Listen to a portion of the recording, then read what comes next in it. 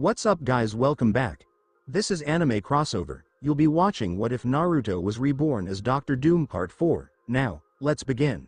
Wanda and Pietro carefully made their way to the location specified in the electronic invitation. The siblings engaged in extensive discussions before ultimately choosing to visit and assess the situation firsthand. Sister, does this represent the characteristics of a bustling metropolis? Pietro observed with astonishment the impressive skyscrapers of New York City, the vibrant lights, and the constant movement of the crowd. For a brief moment, he was utterly astonished. Having been raised in a conflict-affected area, he had never encountered such an expansive and thriving city before. Pietro, this is not the appropriate moment for distractions. Wanda's keen gaze meticulously assessed their environment with caution. Despite the city's appeal, she maintained a vigilant stance. As the two were surveying their surroundings, three figures unexpectedly emerged before them. A young man with blonde hair exuding a notable presence, a robust individual with deep, contemplative eyes, and a man displaying a subtle smile. "Are you Ms. Wanda Maximoff and Mr. Pietro Maximoff?" The individual with the smile was the first to initiate the conversation. "Yes, may I ask who you are?" Wanda braced herself, preparing for a potential confrontation if required. "I am Steve Rogers. We represent the Sharp Blade Squad from the Sword Bureau, and we have been assigned by the commander to escort both of you." Rogers spoke in a composed manner, his gaze both reassuring and assertive. "I would like to introduce my close associates and fellow members of the Sharp Blade Squad, Bucky Barnes and Mandarin." Wanda and Pietro shared a look, both remaining uncertain about the situation. As they proceeded alongside their escorts, their expressions shifted to one of astonishment upon arriving at the headquarters of the Sword Bureau. A large circular emblem was prominently displayed above, featuring a sword-like insignia at its center. Underneath, an inscription in prominent letters stated, "We oversee and safeguard." "Welcome to the headquarters of the Sword Bureau," Mandarin stated with a cordial demeanor. "I believe you will consider this location to be a second home." Once regarded as the formidable leader of the Ten Rings, Mandarin now presents himself as a collaborator, embracing a new direction.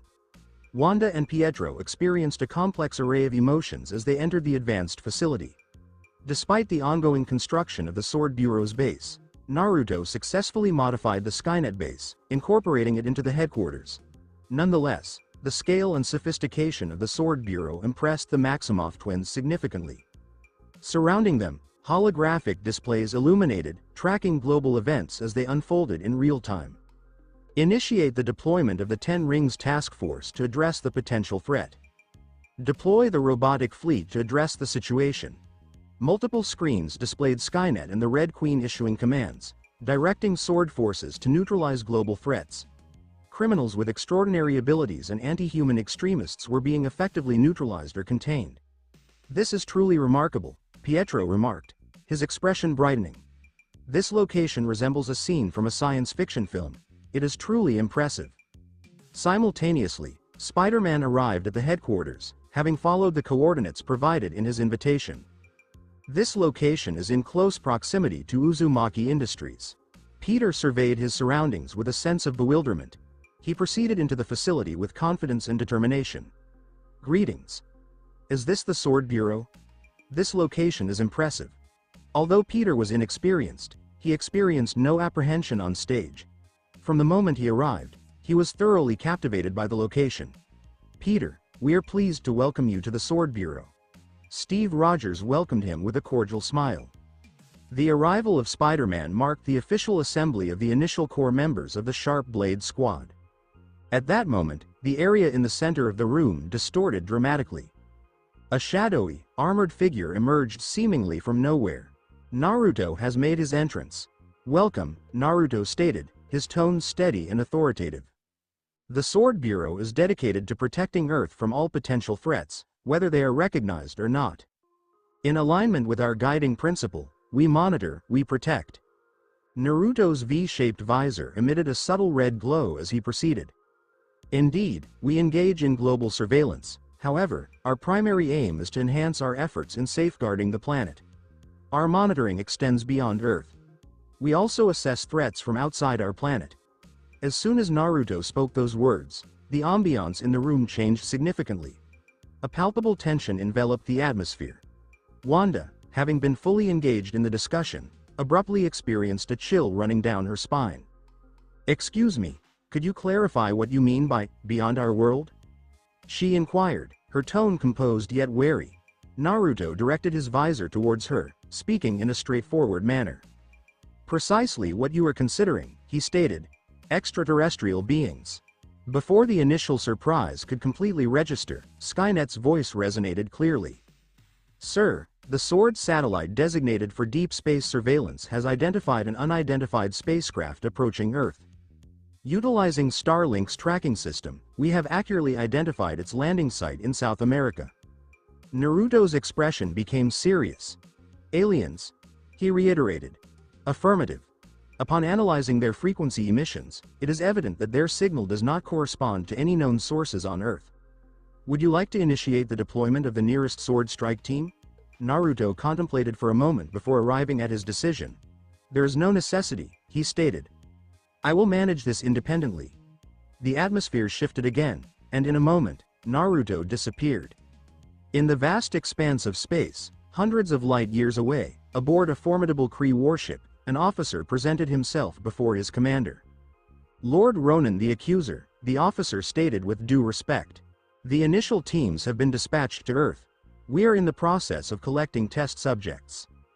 Ronan, positioned authoritatively with his universal weapon in hand, remained silent as he listened attentively.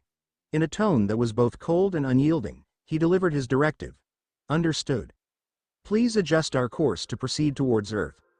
Regarding the organisms on that planet, apart from those needed for our research," his eyes shone with a harsh intensity, "the remaining items hold no significance. Today signifies the completion of 1 month since Sky became a member of S.H.I.E.L.D.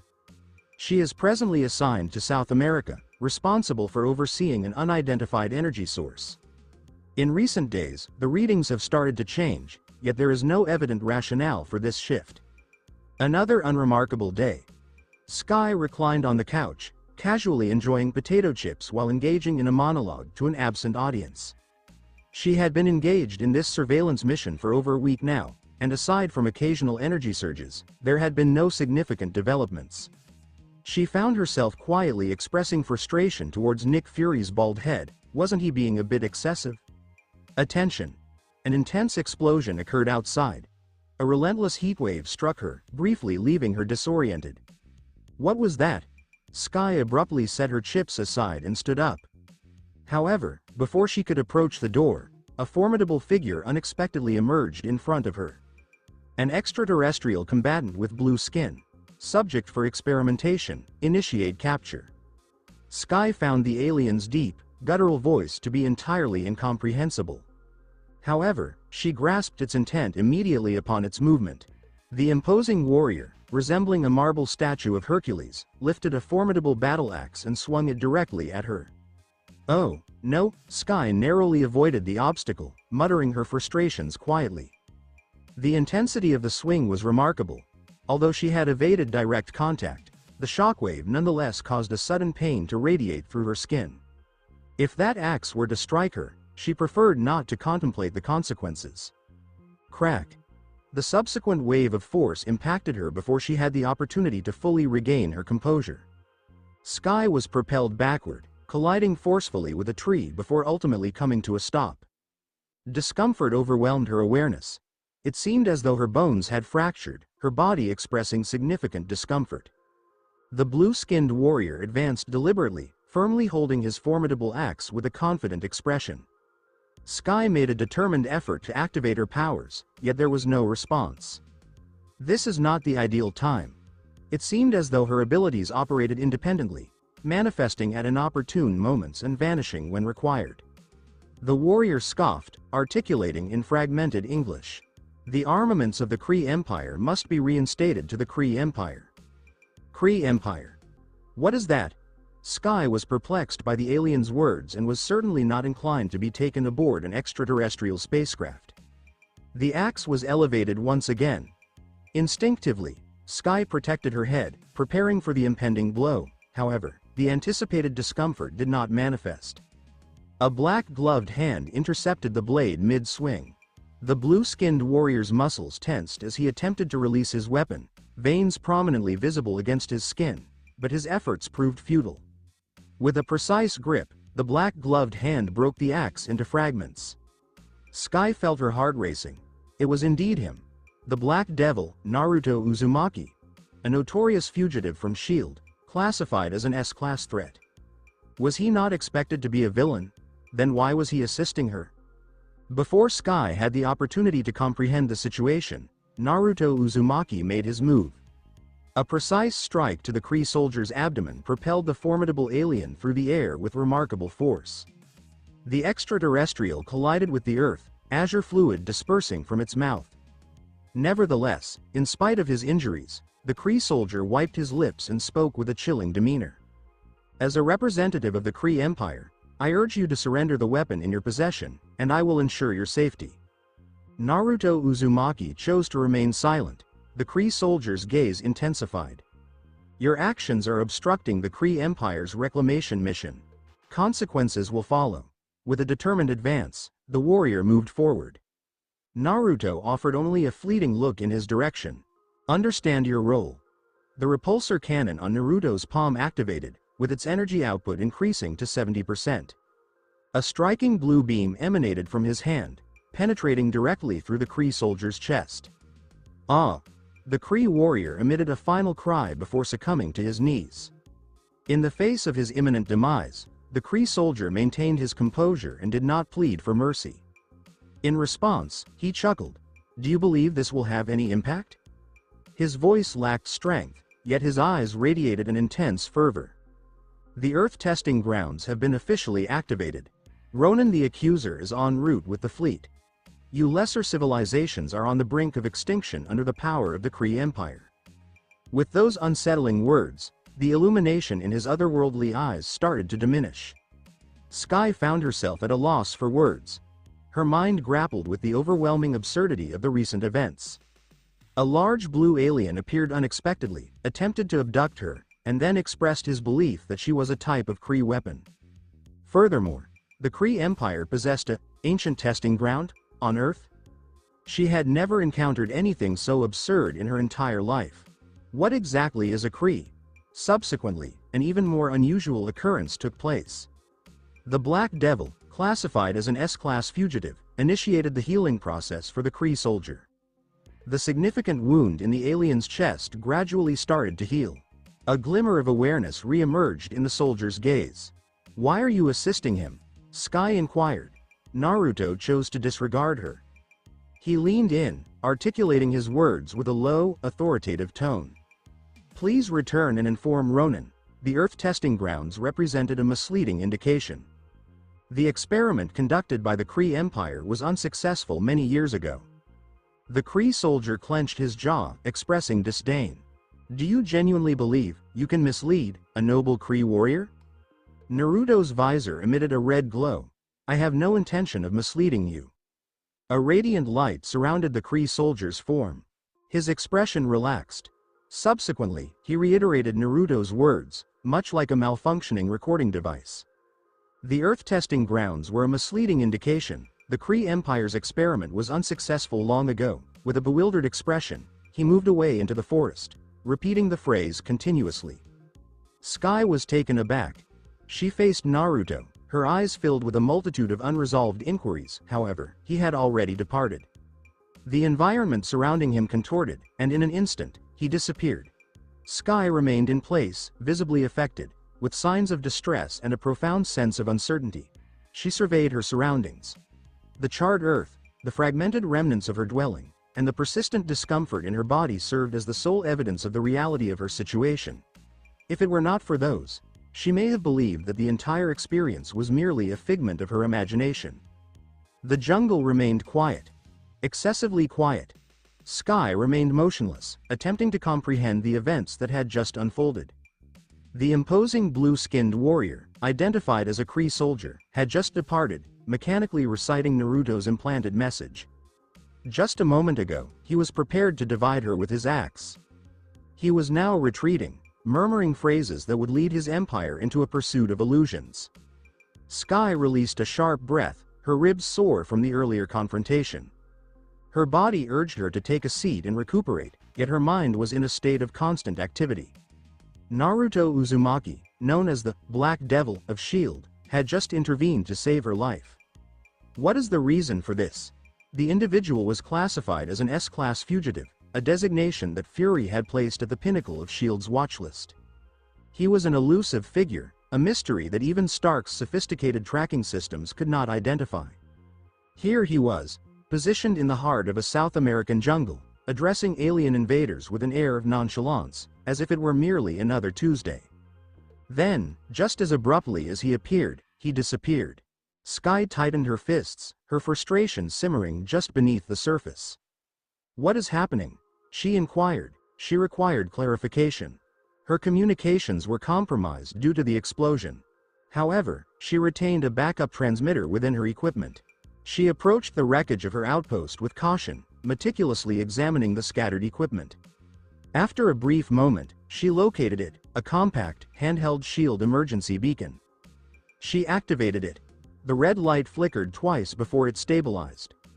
At least there is progress being made. She inhaled deeply and activated the call button. "This is Agent Sky.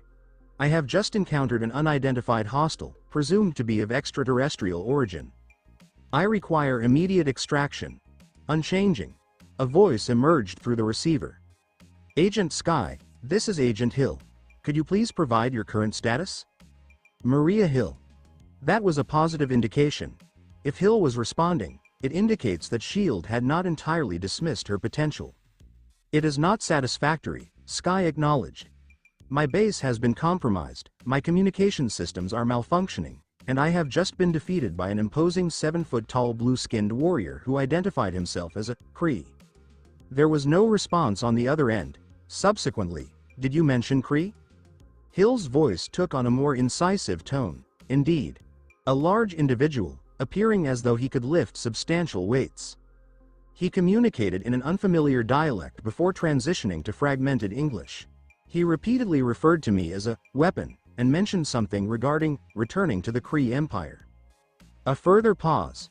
"Agent Sky, please remain in your current position. I am dispatching a Quinjet to your coordinates." "Excuse me, Hill, could you share your knowledge regarding the Kree?" Sky inquired. "I am beginning to sense that I have been placed into a situation of significant complexity and intrigue." Hill paused momentarily. "I will provide clarification once you are in a secure position. Please maintain your current stance. The line has been disconnected." Sky muttered a curse quietly to herself. She disliked being uninformed. She surveyed the destruction, her thoughts reflecting on all that had transpired. The Kree Empire is a significant entity in the realm of intergalactic affairs. The Earth testing grounds. Subsequently, we have Naruto Uzumaki. What was his purpose for being here? Before she could further explore her thoughts, a sudden tremor coursed through the ground. Sky's instincts were highly alert. She turned swiftly. A figure was observed standing at the edge of the clearing. This individual stood apart from the previous Kree warrior, exhibiting distinct characteristics. The armor exhibited a sleek design, resembling a ceremonial piece, embellished with detailed silver engravings. His face was obscured by a dark metallic helmet, with only two piercing blue eyes glowing from beneath it. A long black cape trailed behind him, undeterred by the calm atmosphere. He demonstrated a commanding presence. Authority. Sky's heart raced. This was not merely another task. This individual held significant importance. The figure advanced deliberately. "You demonstrate a level of resilience that surpasses expectations," he remarked, his tone measured and deliberate. Sky promptly raised her fists, fully aware that it was a futile gesture. "May I inquire about your identity?" she asked assertively. The armored figure inclined his head, displaying a hint of amusement. "I am Korath the Pursuer." Sky experienced a moment of breathlessness. She was unfamiliar with the name, yet she was well aware of that tone. The sound was reminiscent of a predator that had successfully located its target. "I am present to reclaim what is rightfully owned by the Kree Empire." His intense gaze fixed on her. "This directly pertains to you." In other locations, Naruto Uzumaki positioned himself on a high-altitude surveillance drone, observing the situation through his visor. Korath arrived sooner than anticipated. This indicated that Ronan was approaching the situation with a level of seriousness that exceeded initial expectations. Tisk. Frustrating. He anticipated that his clever maneuver with the Kree soldier would provide additional time. However, if Ronan had dispatched one of his top operatives, it indicates that the situation is advancing more rapidly than anticipated. Naruto exhaled, his breath creating a fog against the interior of his helmet. It is time to refine the strategy. He directed his focus upward. Elevated above the jungle, concealed from human observation, an object was making its descent toward Earth's atmosphere. It was not a vessel. It was something more compact, more agile. A Kree advanced reconnaissance robot. They are already deploying their most experienced personnel. Naruto's fingers clenched into a fist. This situation has become significantly more engaging. A black landing pod descended through Earth's atmosphere, leaving a trail of fire in its wake before impacting the dense rainforest below. This was an advanced reconnaissance robot, a state-of-the-art war machine from the Kree Empire, deployed during preparations for the invasion or conquest of an unidentified planet. This robot exemplified the highest achievement of Kree technology. In engagements with civilizations that are less advanced than the Kree Empire, a solitary reconnaissance robot has the potential to exert control over an entire planet. The Kree soldiers would subsequently arrive to accept the enemy's surrender. Nevertheless, if the invaded civilization matched the Kree Empire or was even more advanced, the robot was equipped with a concealed self-destruct mechanism. If it was determined that victory was unattainable, it would initiate a self-detonation, resulting in an explosion of sufficient magnitude to obliterate an entire city. Upon the reconnaissance robot's entry into Earth's atmosphere, SWORD's satellite system promptly identified its descent. "We have identified an additional unidentified drop pod entering Earth's atmosphere, sir." Skynet's voice resonated within Naruto's neural network. "Another one?" Naruto's V-shaped goggles gleamed with a red hue. It appears that the Kree persistently continue their efforts. Suddenly, Skynet's voice carried an unexpected update. "We have identified that Tony Stark is rapidly approaching the crash site." Naruto let out a soft chuckle. "Very well, let us observe as he engages with it initially." A vibrant orange-red streak traversed the sky as a polished, red and gold armored figure descended upon the impact site. This is Tony Stark, equipped with the advanced Mark 43 Iron Man armor. "That is sufficient, thank you." Stark raised a hand, bringing the enormous alien machine to a stop. He inclined his head. "I am uncertain about who extended an invitation to you, as I do not recall issuing any RSVPs to extraterrestrial robots." Within the suit, Jarvis's voice resonated in his ear. "Sir, the exterior of this entity is made from an unidentified alloy. We do not have any documentation of this material on Earth." Stark displayed a subtle smirk. "Jarvis, your ability to highlight the evident is quite remarkable. An alien robot composed of alien metal. Who could have anticipated that?" The reconnaissance robot remained stationary before him, its imposing, humanoid shape presenting an air of silent vigilance. Suddenly, its solitary crimson eye illuminated with intensity. "Target identified. Indigenous life form detected. Initiate termination protocol." A bright red beam emitted from the robot's eye, striking Stark's armor unexpectedly. The significant impact propelled him several meters backward. "It appears this is not merely a simplistic metal container," Stark remarked, regaining his composure. The HUD displayed a flicker, 20% of armor integrity compromised due to a single impact. His expression became serious. Few elements on Earth could cause such damage to his suits. Perhaps there is one additional individual who might be able to assist. His thoughts returned to the cave in Afghanistan, where he first encountered that pitch-black armor. Since assuming the role of Iron Man, he has infiltrated numerous government databases in pursuit of information regarding that enigmatic individual. The sole discovery he made: a designation. Black Devil. According to S.H.I.E.L.D.'s classified files, this individual has even engaged in combat with Odin and survived to recount the experience. Oh no! A second red beam shot directly towards Stark, compelling him to activate his thrusters at maximum capacity, allowing him to narrowly evade the assault. The beam impacted the ground, resulting in a significant explosion. "It is now my opportunity." Stark ascended into the sky, skillfully positioning himself behind the Kree robot. In a decisive action, He delivered a punch aimed squarely at the robot's faceplate. However, the machine demonstrated a high level of expertise. The dark, armored arm rose swiftly, effectively intercepting Stark's attack. You consider yourself formidable? Let's observe your reaction to this. The repulsor cannon in Stark's palm activated with a whir, then emitted an orange-red beam that accurately hit the robot's head. For a brief period, black smoke emerged, concealing the machine. Stark displayed a confident smile. Alien technology? I find it to be somewhat overrated.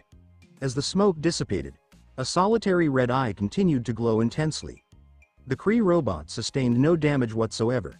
Stark's expression shifted to one of seriousness. Could you please clarify what this object is?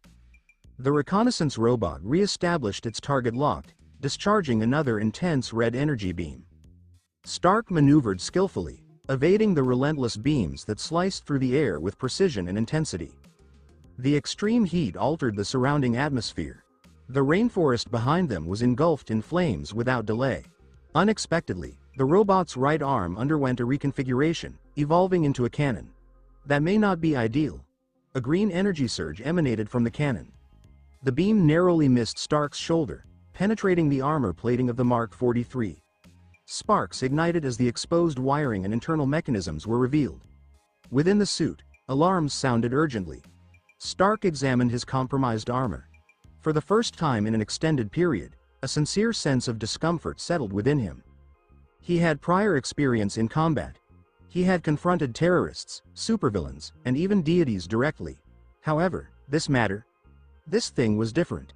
His repulsor cannon was powerful enough to obliterate a tank. He had personally vaporized one before. But this Kree machine had just shrugged it off.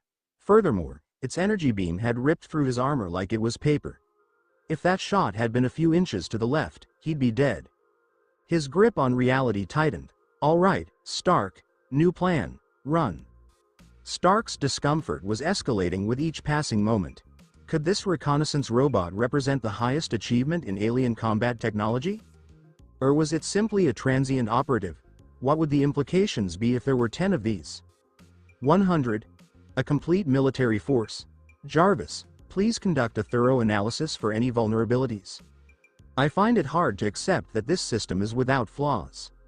As Stark articulated his thoughts, he discharged a repulsor blast directly at the Kree robot. The impact transmitted a wave through its armor. Upon impact, I observed a minor crack in the plating, Jarvis reported. Nonetheless, the material demonstrates a self-repairing capability. Stark focused intently. Scanning in progress. My analysis indicates that the most vulnerable aspect of this machine is its energy core. You have a 92.3% probability of successfully destroying it. Very well, let's proceed. Stark's thoughts were in a flurry. Jarvis, can you confirm whether this device's vision system operates similarly to the technology used on Earth? Understood, sir. Excellent. A panel on Stark's gauntlet opened, disclosing a compact jamming device. He activated it promptly. Invisible electromagnetic waves radiated outward, disrupting the Kree robot's visual system. In a matter of seconds, the machine's view was populated by 8 identical Iron Man figures. It displayed uncertainty. Subsequently, its red energy beams emanated in all directions, targeting the illusions with precision. Stark capitalized on the opportunity. He navigated the tumult, evading the lethal crimson lasers and the intense green beams emitted from the machine's cannon. In an instant, he bridged the gap. He advanced, encircling the robot's substantial structure with his arms. His chest resonated with energy as the arc reactor initiated its power accumulation. A brilliant white light emanated from the core. The concluding impact was imminent. Attention! An unforeseen explosion propelled Stark backward. A beam of green energy intercepted him mid-attack, halting his advance. Stark clenched his jaw, maintaining his position in mid-air with precision. His HUD flickered, adjusting as his gaze focused on the emerging threat. A blue-skinned Kree warrior hovered before him, his face partially concealed by a transparent veil. He held a sophisticated, modern white pistol, radiating an unsettling glow from residual energy. He was the individual who had just halted the attack. Excellent. Just excellent. Yet another one, Stark remarked quietly to himself. The Kree warrior locked eyes with him and began to speak. Iron Man. I am Captain Marvel. I do not stand as your adversary. Stark raised an eyebrow. Is that so? I must admit, I was not aware. Marvel disregarded the sarcasm and focused on the reconnaissance robot. His expression became somber. As the commander of the science division of the Kree Empire's space fleet, I hereby instruct you to enter sleep mode. The robot's solitary red eye illuminated, analyzing the directive. For a brief period, it appeared that it was effective, subsequently, authority insufficient. Primary directive takes precedence over all commands. Destruction order. Issued by accuser Ronan. Override request, denied. The robot's eye illuminated with increased intensity. A crimson energy beam surged ahead, aimed directly at Marvel.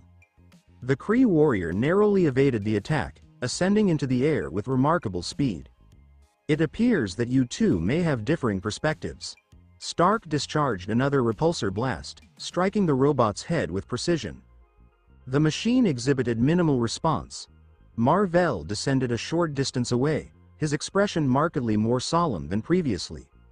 Iron Man, this robot is under the command of Ronan the Accuser, a senior official within the Kree Empire. He is known for his ruthless and relentless nature, and he will not cease his efforts until this mission is accomplished. Ronan? Stark reiterated. I am not familiar with him. However, based on your expression, it seems he may not be a positive influence. Marvel acknowledged with a solemn nod.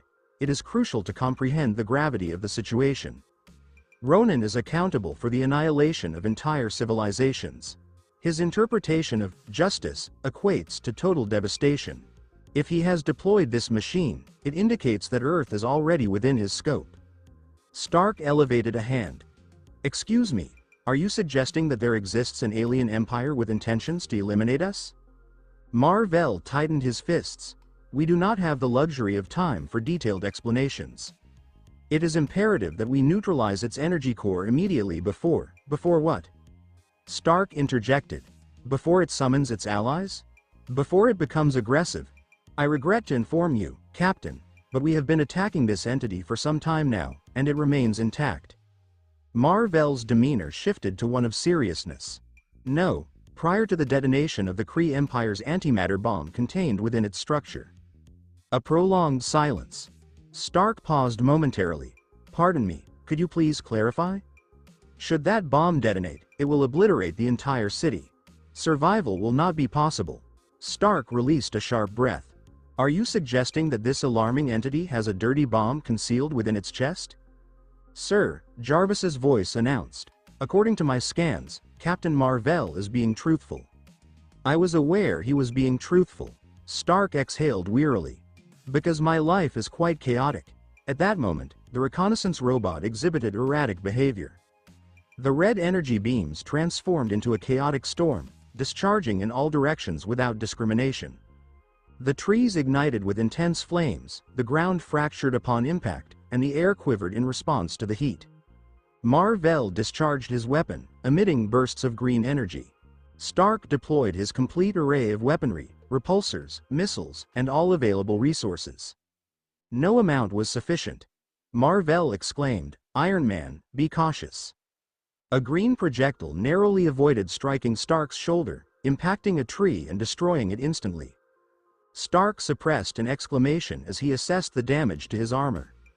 Sir, the integrity of your armor has decreased to 42%. Energy levels are currently at 57%. Stark disregarded the cautionary advice. Marvel, is it possible for us to disable this device temporarily so that you can extract the bomb? Marvel paused thoughtfully. Indeed.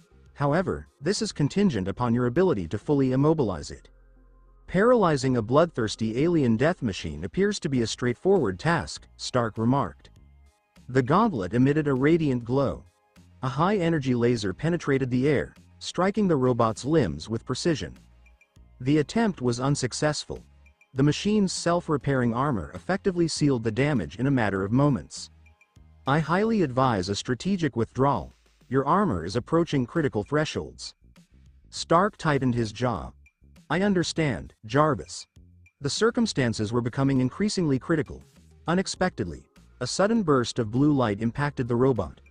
The self-repair process has experienced a noticeable deceleration compared to previous instances. The machine faltered. It appeared vulnerable for the first time. Stark's gaze sharpened. That was innovative. Perhaps, it is possible that they were presented with an opportunity. A figure dressed in dark armor emerged before Mar-Vell and Stark. A crimson glow flickered ominously above the V-shaped eyepiece. It appears you are facing a challenging situation, correct? An impersonal, mechanical voice resonated in their ears. It is you. Stark's expression changed significantly. Wasn't this the individual he had been monitoring? S.H.I.E.L.D's most sought-after individual, known by the codename Black Devil. Indeed, Mr. Stark. It is a pleasure to see you once more. It appears that your armor may not be as effective against Kree scout robots as anticipated. A hint of derision tinged Naruto's voice. Before Stark had the opportunity to reply, the reconnaissance robot shifted all its firepower towards Naruto. The combat program had already assessed that the dark armored figure in front of it represented a catastrophic level threat. Scarlet energy beams cascaded downwards, warping the air with their intense heat. Naruto, composed, gradually lifted his right hand. A golden shield appeared before him, embellished with detailed, arcane patterns that radiated a sense of mystery and antiquity. Both Mar-Vell and Stark were captivated by it. Take in. Naruto's voice conveyed a sense of calmness, bordering on the casual. The energy beams impacted the shield and were immediately absorbed, consumed by the luminous golden barrier. The burden they bore was significant, yet the shield stood resolute. In that moment, initiate release procedure. A surge of intensified energy, now enhanced, emanated from the shield. A robust golden beam was directed straight at the reconnaissance robot. The ensuing explosion propelled Mar-Vell and Stark backward, resulting in both landing abruptly on the ground. Once the smoke dissipated, the extent of the damage became clear. The Kree reconnaissance robot experienced significant damage. A significant amount of its armor had melted, exposing the intricate inner mechanisms underneath. Despite the activation of its self-repair systems, the damage sustained was too extensive. This time, recovery would prove to be challenging. Mar-Vell, still gazing at the robot in disbelief, turned to Stark and remarked, "Iron Man, who is this individual?" Stark, positioned on the ground, exhaled a tired sigh. "I must admit, I am uncertain. However, if you have inquiries, I encourage you to reach out to him directly. I would appreciate some clarity as well." During their discussion, the reconnaissance robot had successfully repaired 30% of its damage. The crimson illumination in its electronic eyes pulsed inconsistently, its internal combat system now processing a critical decision. This objective is insurmountable. Commence fail-safe protocol. Initiate deployment of the explosive device. A sudden yellow illumination emanated from the robot's body. Mar-Vell's demeanor shifted noticeably. His body became rigid. "Iron Man, the reconnaissance robot has just activated its explosive device." Mar-Vell exclaimed, a dark green energy shield enveloping himself and Stark. He was fully aware of the devastating potential of that bomb. It was not merely an explosion, it represented a threat on a planetary scale. Is survival even a possibility for them in this situation? He had some uncertainty. However, before the idea could completely take hold, an unexpected event occurred.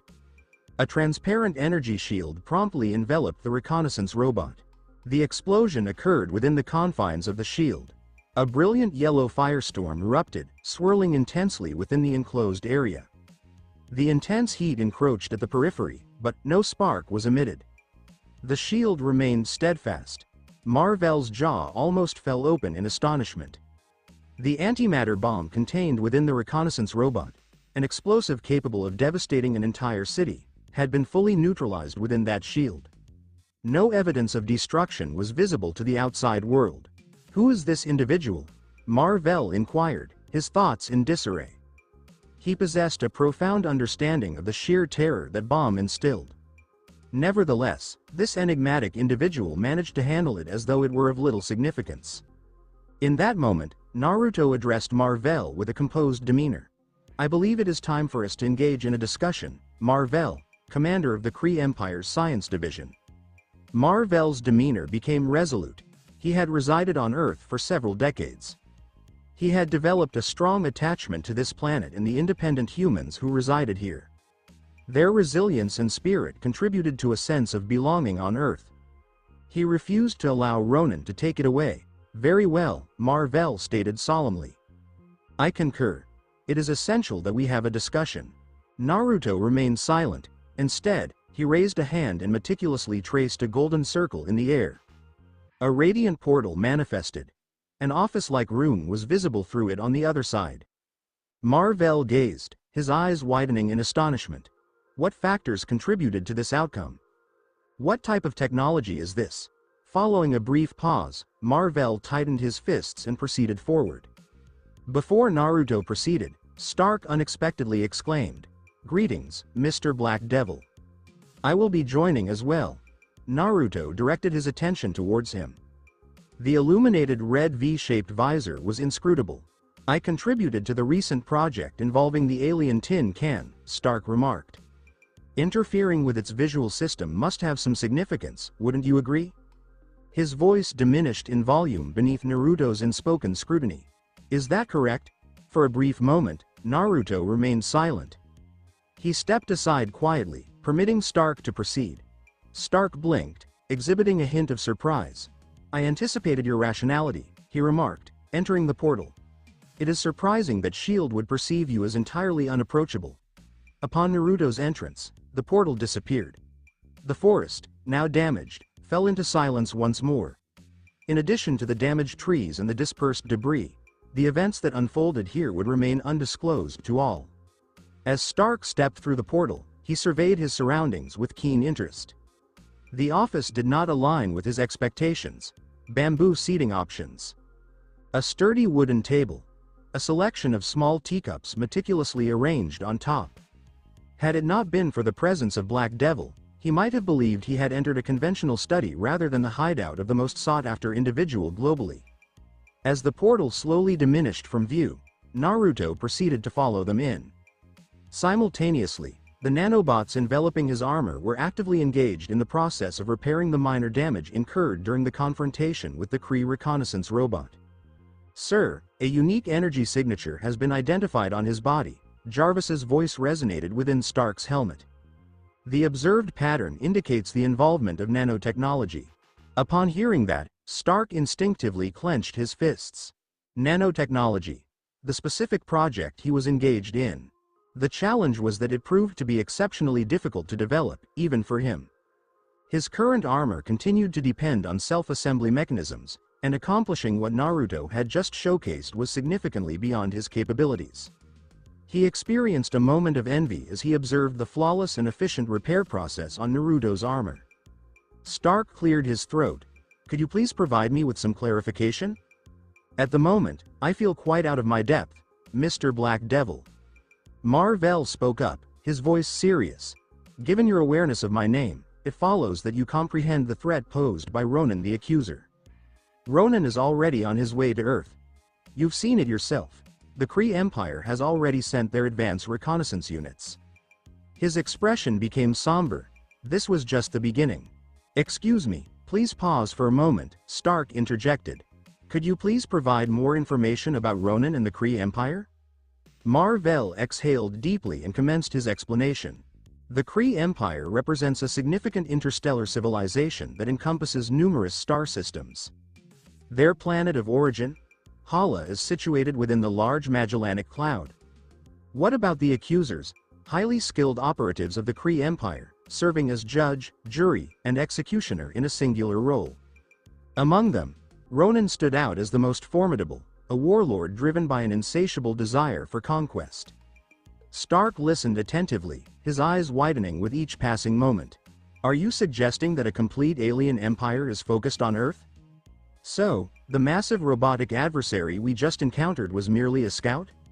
He experienced a sense of discomfort in his stomach. The Avengers had only recently come together, and now he was being informed that they could potentially be completely outmatched? As Stark continued to process the situation, Naruto had already taken his place in the chair. His thoughts were focused on other matters. His neural network was engaged in connecting with the SWORD deep space satellites, meticulously scanning for any indications of potential threats. In a matter of seconds, he discovered something, 17 light-years distant. An unidentified object of significant size was approaching at a high velocity. Naruto focused intently. Ronen's dark aster. He drummed his fingers on the table, deep in contemplation. A strategy was beginning to take shape in his mind. Eliminate the leader to dismantle the entire operation. Ronen was the pivotal figure. Should the warlord attempt to approach Earth with his mothership, Naruto would take it upon himself to confront him in combat.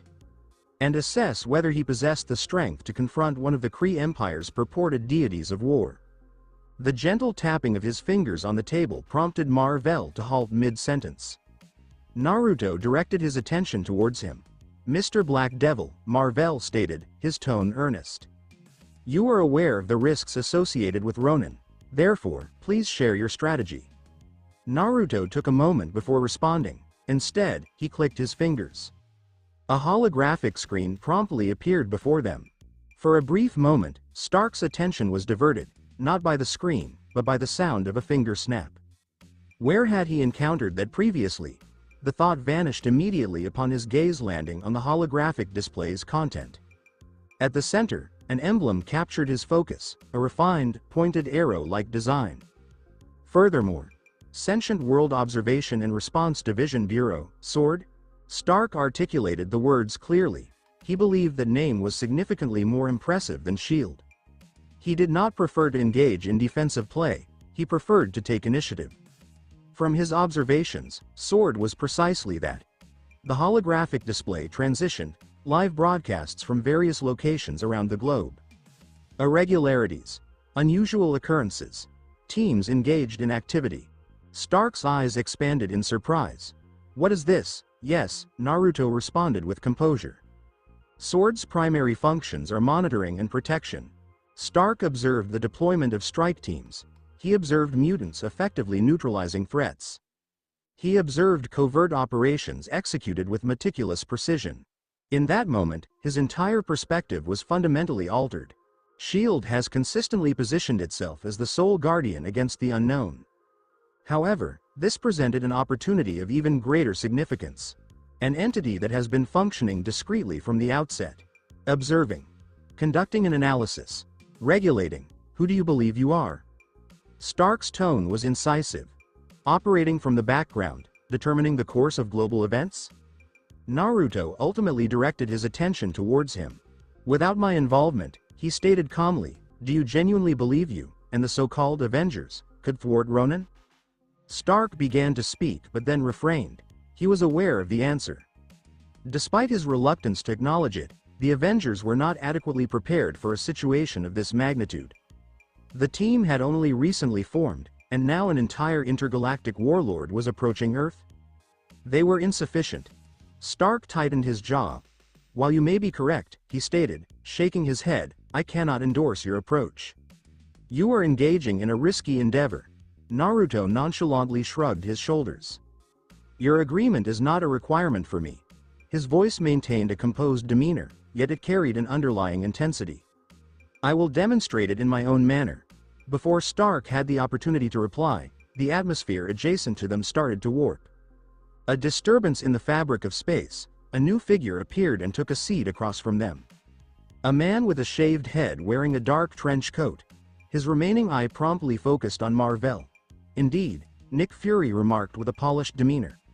"Thank you for visiting my office. Would you prefer coffee or tea?" His expression remained neutral, yet his intense gaze held on Marvel for a few additional seconds. Marvel exhaled deeply. "We do not have time for this," he stated. "We have a critical matter that requires immediate attention." Nick Fury stood aboard the SHIELD helicarrier, gazing over the vast expanse of the sky. It was only while positioned on the bridge of this aerial fortress that he truly grasped the extent of his authority over the most formidable secret agency globally. In Stark Tower, Tony Stark greeted a new guest with a warm and engaging smile. "Dr. Banner, it is a pleasure to see you. I encourage you to visit Stark Industries more frequently." Bruce Banner, having been forcibly removed from General Ross's custody by Nick Fury, was in the process of recuperating from his extended confinement. Despite Ross's strong objections to allowing Banner to leave, he ultimately succumbed to the pressure from superiors. Now liberated, Banner appeared pale and fatigued, the effects of his captivity evident. However, upon recognizing Stark's sincere intentions, he offered a slight smile. "Mr. Stark, it is a pleasure to meet you." The two scientific experts quickly identified shared interests, establishing an immediate rapport through their mutual understanding. Unexpectedly, an explosion occurred. A significant thunderclap resonated across the sky, succeeded by a striking flash of white light. A bolt of lightning struck the deck of the helicarrier, revealing Thor, the god of thunder. "The esteemed warriors of Midgard. I am pleased to." Thor's commanding voice diminished as his eyes scanned the deck. His gaze fixed on a specific individual, a blue-skinned man positioned among them. His demeanor shifted immediately. "Kree." Thor's demeanor shifted to one of intense animosity, his entire form radiating with divine energy. The atmosphere was charged as he deftly called forth his new weapon, a meteor hammer, crafted by the dwarves to replace the Mjolnir and Stormbreaker that had been taken by Naruto.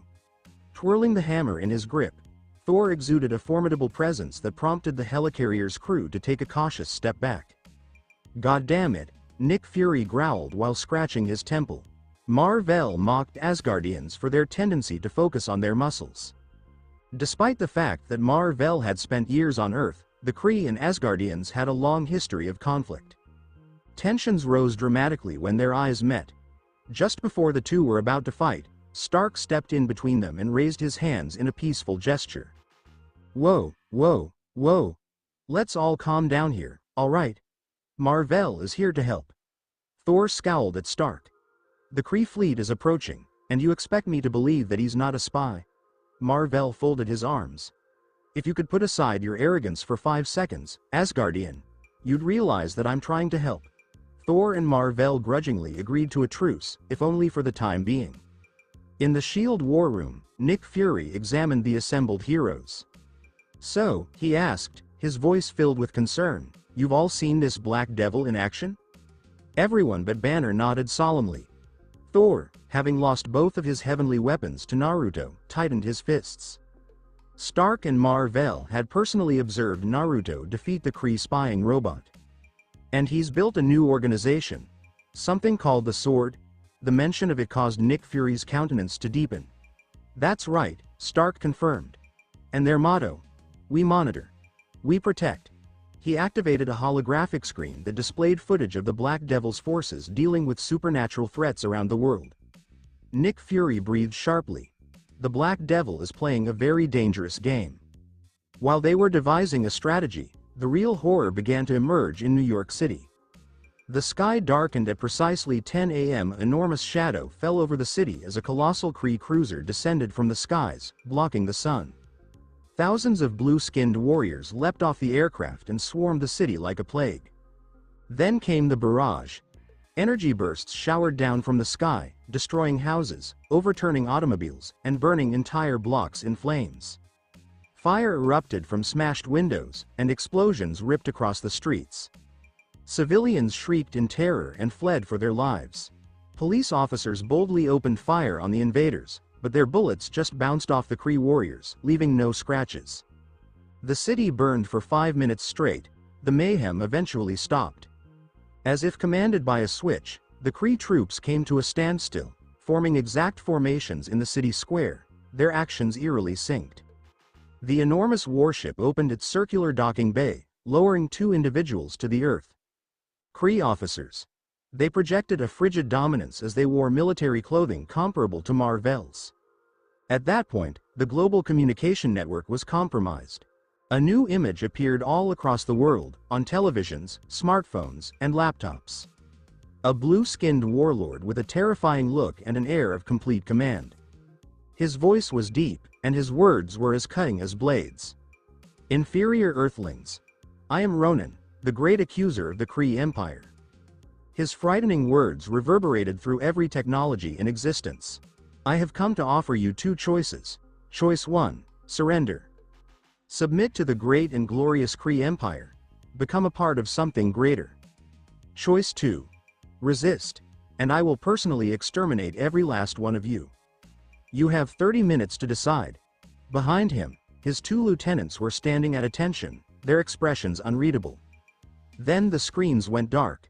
But Ronan's frightening message remained in the air. The world reacts. PFF'd. What the hell was that? Aliens? Are you serious? The Kree Empire?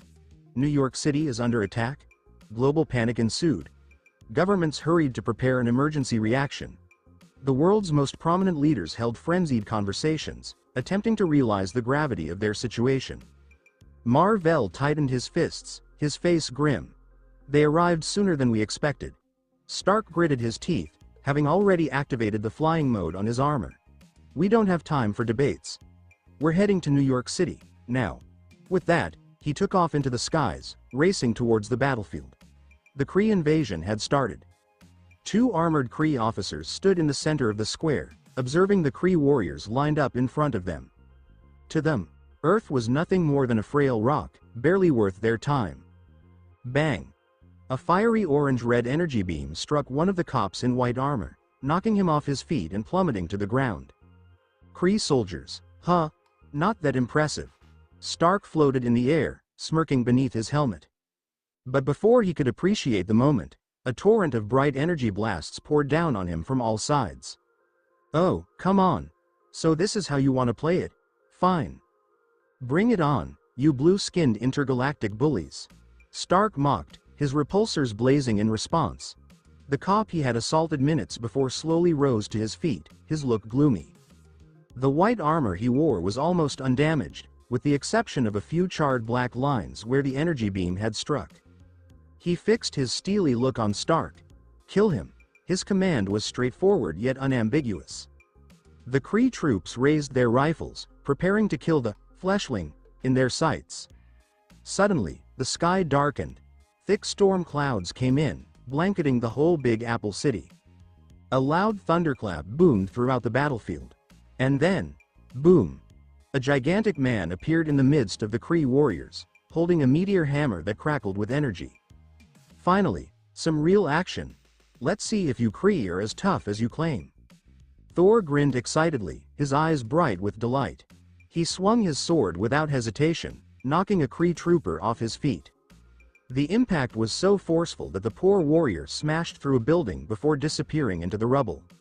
One by one, Kree troops were crushed by Thor's meteor hammer, each stroke landing with the force of a warship collision. Haha. Come on. Where's all that arrogance now, Kree? Exclamation mark quote. Thor exclaimed, relishing every moment of the conflict. Meanwhile, Mar-Vell zipped across the battlefield, shooting blasts of dark green bioelectric energy from his upgraded pistols, taking out opposing soldiers one by one.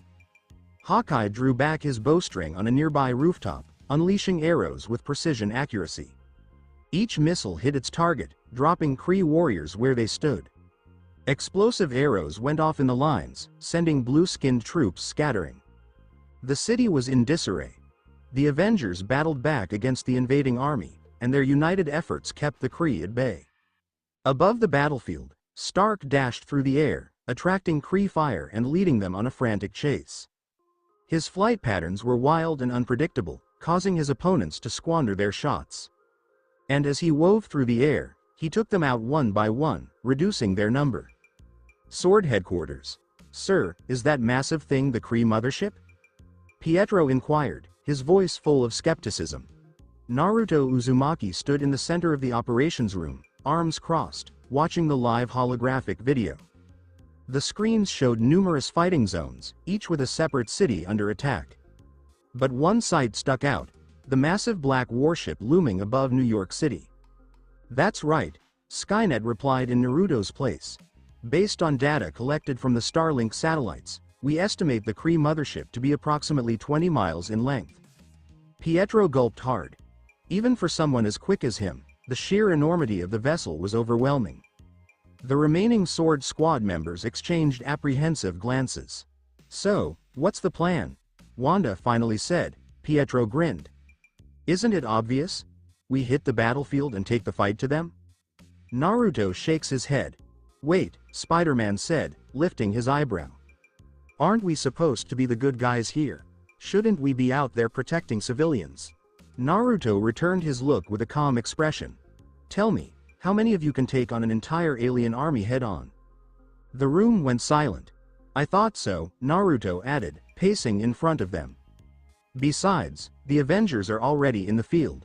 Our mission is different. As he turned toward the holographic screen, his visor let out a faint glimmer. Our objective is to infiltrate the Kree warship above New York City. For a brief moment, the room remained still. Then, wait, what? Pietro blinked. You mean we're going straight for their command center? Exactly. Awesome. Spider-Man exclaimed, his enthusiasm hardly restrained. But, sir, Wanda said with a wrinkled brow, even if we succeed, that only solves part of the problem. The real threat is the mothership floating in space. How are we supposed to deal with that? Naruto's expression remained unreadable. That part is my responsibility. Everyone turned to stare at him, shocked. What did you just say? Pietro exclaimed. Sir, that thing is 20 miles long. Are you seriously thinking about taking it on alone? Naruto stayed calm. Yes. That's insane. You don't even know what kind of defenses it has. There could be thousands of Kree soldiers inside, and who knows what kind of technology they're packing. Wanda said, her voice full of anxiety. The rest of the Sword Squad echoed her sentiment.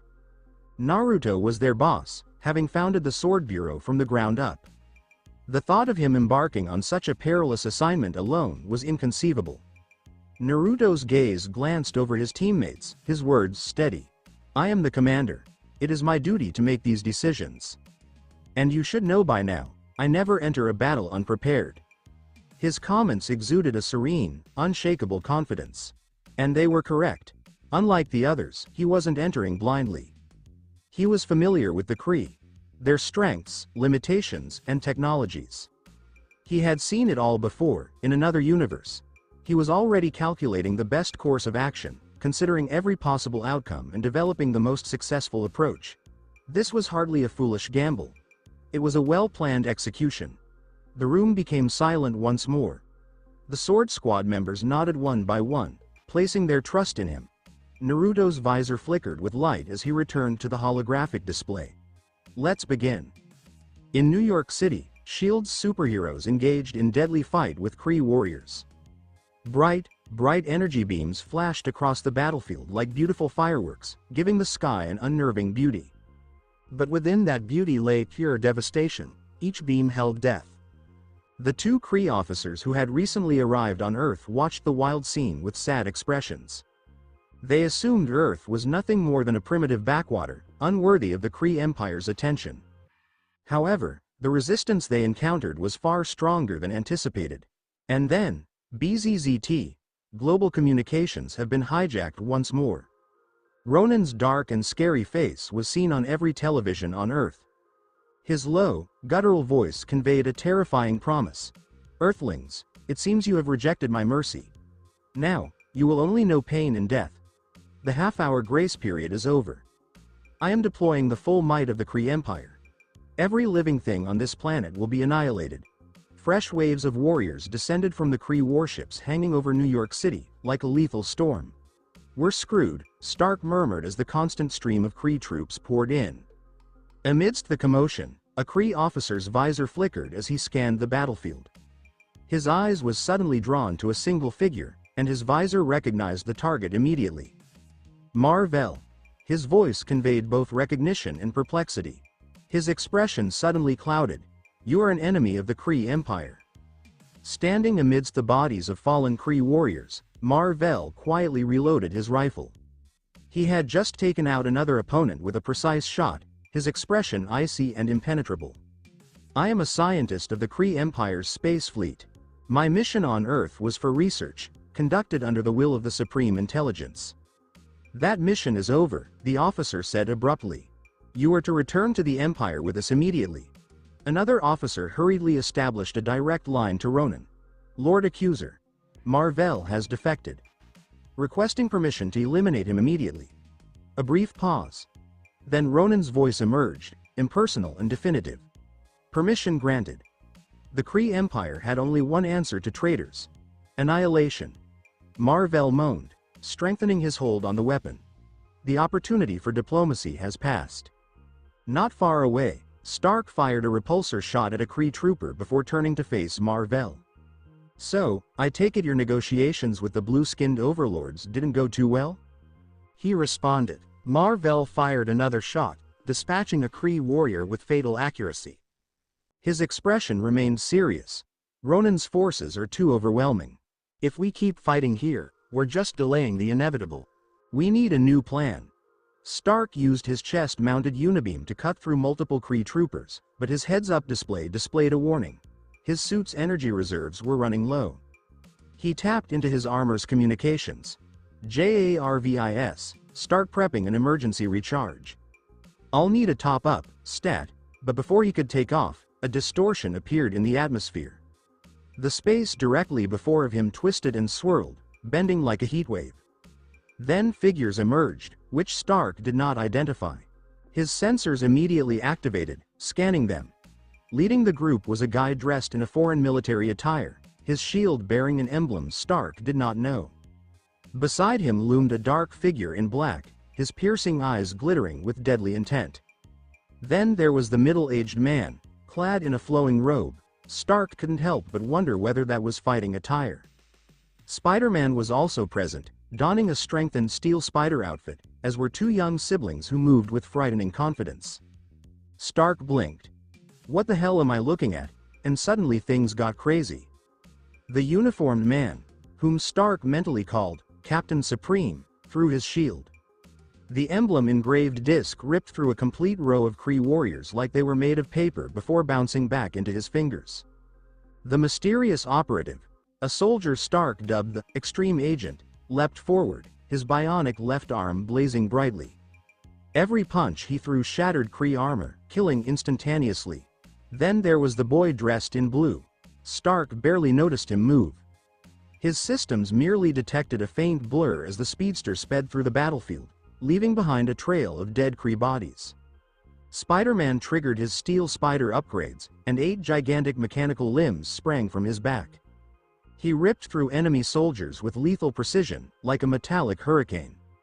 But what was the most mind-blowing moment? The robed man.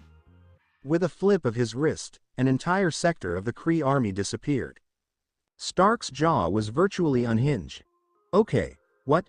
He'd witnessed a lot of insane things in his life, but this? The unknown party plowed a bloody path through the battlefield, headed straight for the Kree vessels. Stark was still processing what he'd just witnessed. Okay, seriously, WHO are these guys? But before he could acquire any answers, another wave of Kree warriors surrounded him. Damn it, no time for this. He cursed, leaping into the air to resume his hit-and-run strategy. A few blocks away, a police officer stopped a middle-aged man with graying hair. Sir, do you shoot lasers? Nope. Do you have one of those meteor hammers that summon thunder? Nope. You got a weird gun that fires green energy blasts? Nope. The officer sighed, frustrated. Then what the hell are you doing here? Stop wasting time and find a safe place, the man grins. Then he yelled. His body grew swiftly, his skin became green. His garments shredded as his muscles grew unimaginably large. Within seconds, all that remained was a hideous figure wearing just ragged jeans. The Hulk. He reached down, scooped up a car, and tossed it directly into a group of Kree warriors. Now what? Hulk sneered. The cop blinked. The bottle's 5 blocks that way. Hulk nodded. Good. And then he charged. Back at his tower, Stark finished replacing out his exhausted energy core for a new one. He shot back into the skies, returning to the battlefield just as another muscular figure descended from the Kree warship. A warrior dressed in magnificent armor landed with a resounding crash. He exuded authority and domination.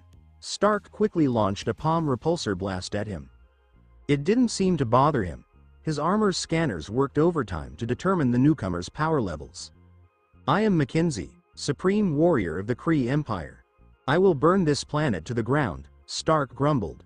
Oh great, another one. Just how strong is Ronan himself if his subordinates are this ridiculous? Face to face. Naruto versus Ronan. Ronan sat atop his throne, amused and contemptuous of the dark war armor that stood in front of him. Impressive, he said, his voice tinged with disdain. You actually managed to bypass all my surveillance systems and make it here. Quite the achievement. He leaned slightly forward, yet his tone was contemptuous. "But tell me, now that you stand before me, what can you possibly do?" A slow, nasty smile appeared on his face. "You went through so much trouble, only to walk straight into your own destruction. It should be an honor for you, dying by the hands of the great accuser Ronin. A fitting end for a lowly warrior from Earth." Boom! A tremendous flash of blue light rushed forward, roaring at Ronin's throne. Crash! The collision tore a big hole in the seat behind him, spreading metal and debris throughout the room.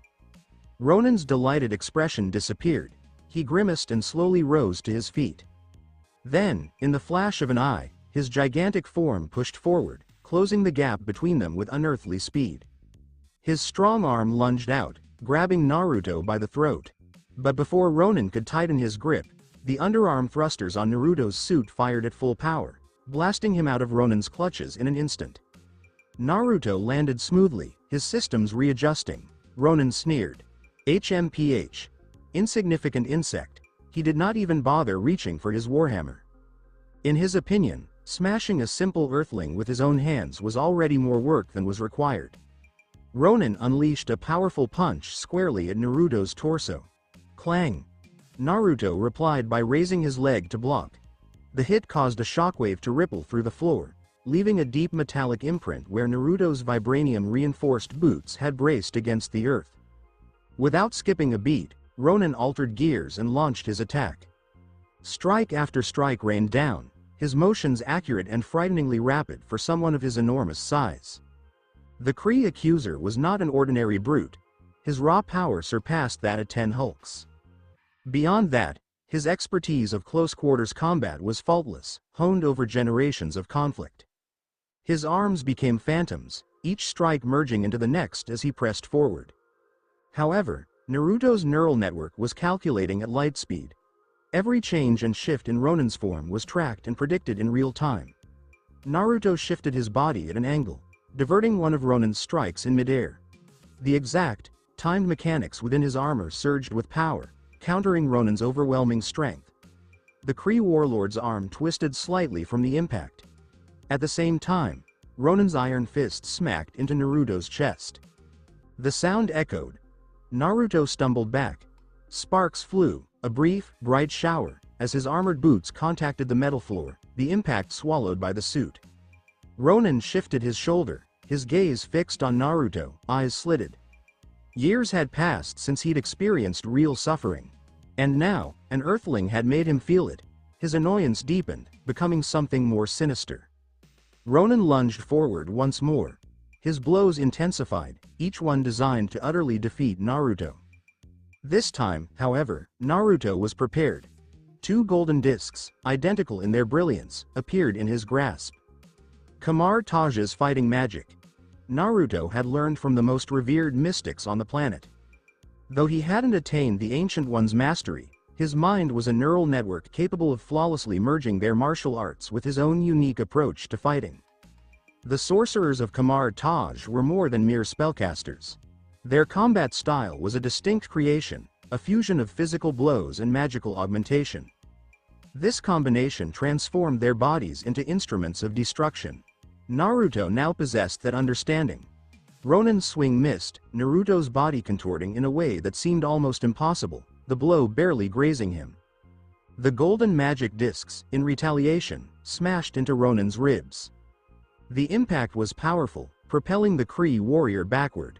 Ronin's vessel slammed into the interior of his own cruiser. The sound echoed, sharp and sudden.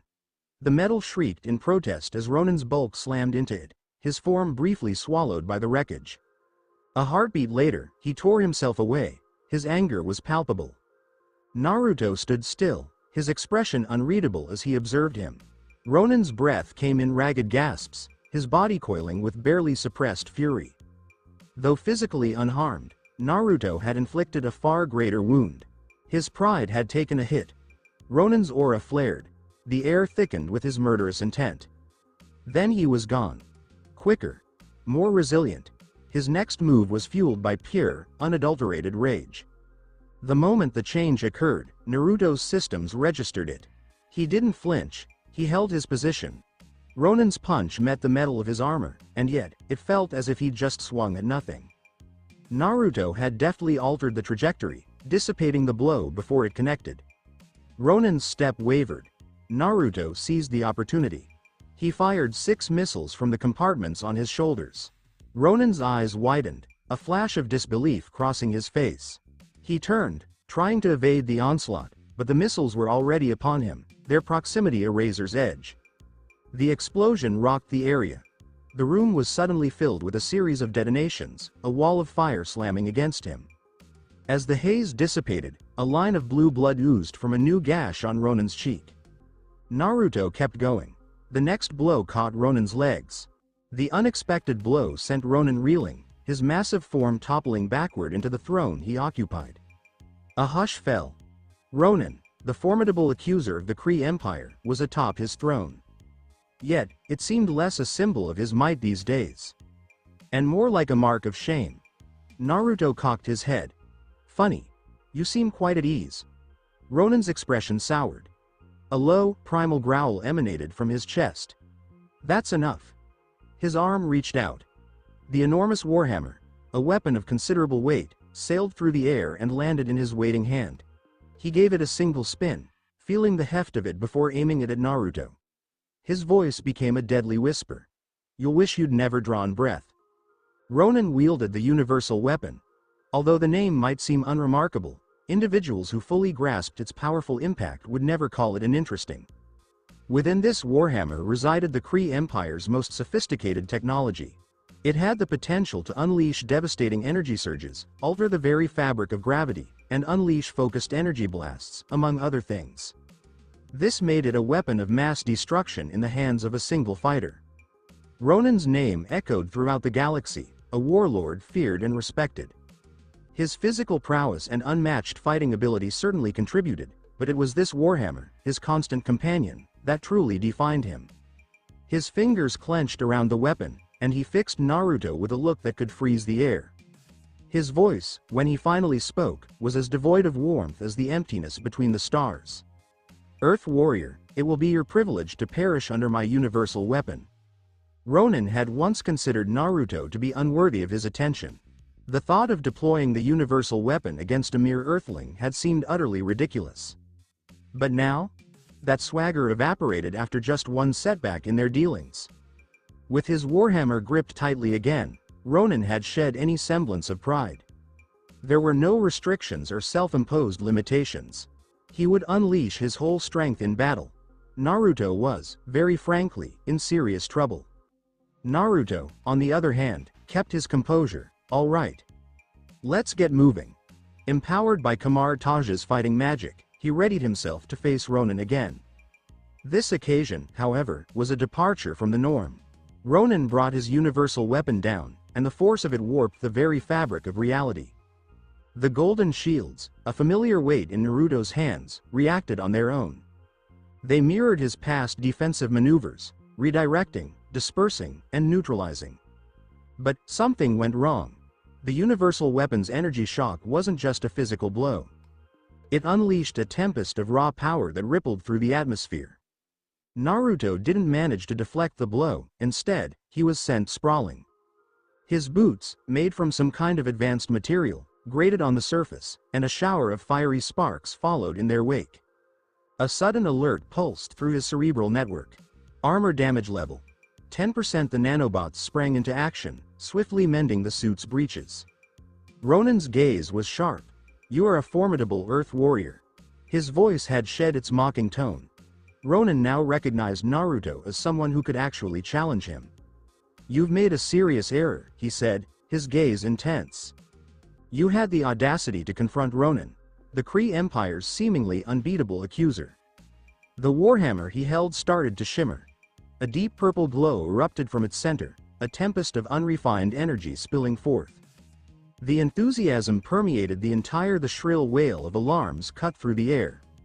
The ship shuddered, a deep, resonant sound, as Ronan's command bridge of the Dark Aster unleashed its power, distorting the very essence of space itself. The metal walls started to give way. The raw might of the energy surged, ripping through the control room and fracturing the warship's very structure. The Dark Aster shuddered. The systems were thrown into disarray by the power surge. The Kree warlord's expression was a mask of granite. And your gravest error, truly. Ronan lifted his warhammer, the weapon gleaming. The violet energy surged, a furious pulse that flooded the battlefield with a strange, almost painful light. I was considering the possibility that you might actually win. The warhammer descended, propelled by Ronan's unyielding strength. Boom! A tide of devastation, beyond anything Naruto had ever known, slammed into him, swallowing him in a churning void of violet ruin. The metal gave apart, vanishing in an instant. The bridge's very framework, constructed from the Kree's most durable alloys, succumbed, dissolving into a pool of molten metal. The ship shuddered, a violent tremor that seemed to rattle its very structure. Ronan's hands tightened into fists, his face a mask. Even he was afraid then, because even he didn't know if he could have withstood that kind of assault. The energy dissipated, and Ronan's gaze sharpened, taking in the scene before him. The dust began to clear, and then, a silhouette materialized. Naruto hovered, suspended in the air. No, he didn't just float. He drifted. Because the earth has simply vanished. The air was thick with a warm, golden glow. The armor remained unscathed, or, more accurately, already back. The nanobots were already on the job, mending what was broken before Ronan's assault had even concluded. That's not going to happen. Ronan's voice came out in a faint murmur, a tremor threading through it. The warhammer's might was now fully realized, and nevertheless, Naruto remained upright. Naruto's face betrayed nothing. Is that it? His arms were folded, a barrier. A golden short sword appeared in his hand. The knife, albeit short, commanded attention. The air changed the instant it showed up. A sacred light descended upon the field of combat. The edge was keen. It was definitive. It was heavenly. This was something else entirely. The sword of Vishanti, it was. A true treasure from Kamar Taj's past. Born of the Vishanti's might, the fabled trio of ancient deities, some of the most ancient and potent entities to have ever walked the cosmos. The Vishanti's might was such that it could stand toe-to-toe with the universe's most potent cosmic beings. Naruto had, against all odds, siphoned power from their otherworldly domain. He'd resorted to prohibited magic, conjuring this Excalibur of the mystic arts. Though the Vishanti typically shrugged off such trifles, Naruto approached the act of borrowing their power with utmost caution. The potential for harm was a major concern. The misuse of power, especially when it comes from outside oneself, can lead to destruction. Ronan's fingers clenched around the warhammer's handle. For a heartbeat, his certainty faltered, but then, he pushed the idea away. That's absurd. Him? Scared of a human? He almost chuckled at his own expense. That's ridiculous. Ronan, the formidable warlord of the Kree Empire, had never feared anyone. He wouldn't begin now. Naruto, meanwhile, made a single stride forward. His motions were calm, controlled, and yet, in that moment, it was Ronan who felt pressed. R-A-A-H. With a tremendous battle scream, Ronan surged forward. His warhammer slammed upward with a force that could destroy mountains. His enormous might, combined with the universal weapon's space-warping force, rendered this strike unavoidable. This was why so many interplanetary warriors had fallen before him in a single move. The universal weapon pushed forward, straight toward Naruto.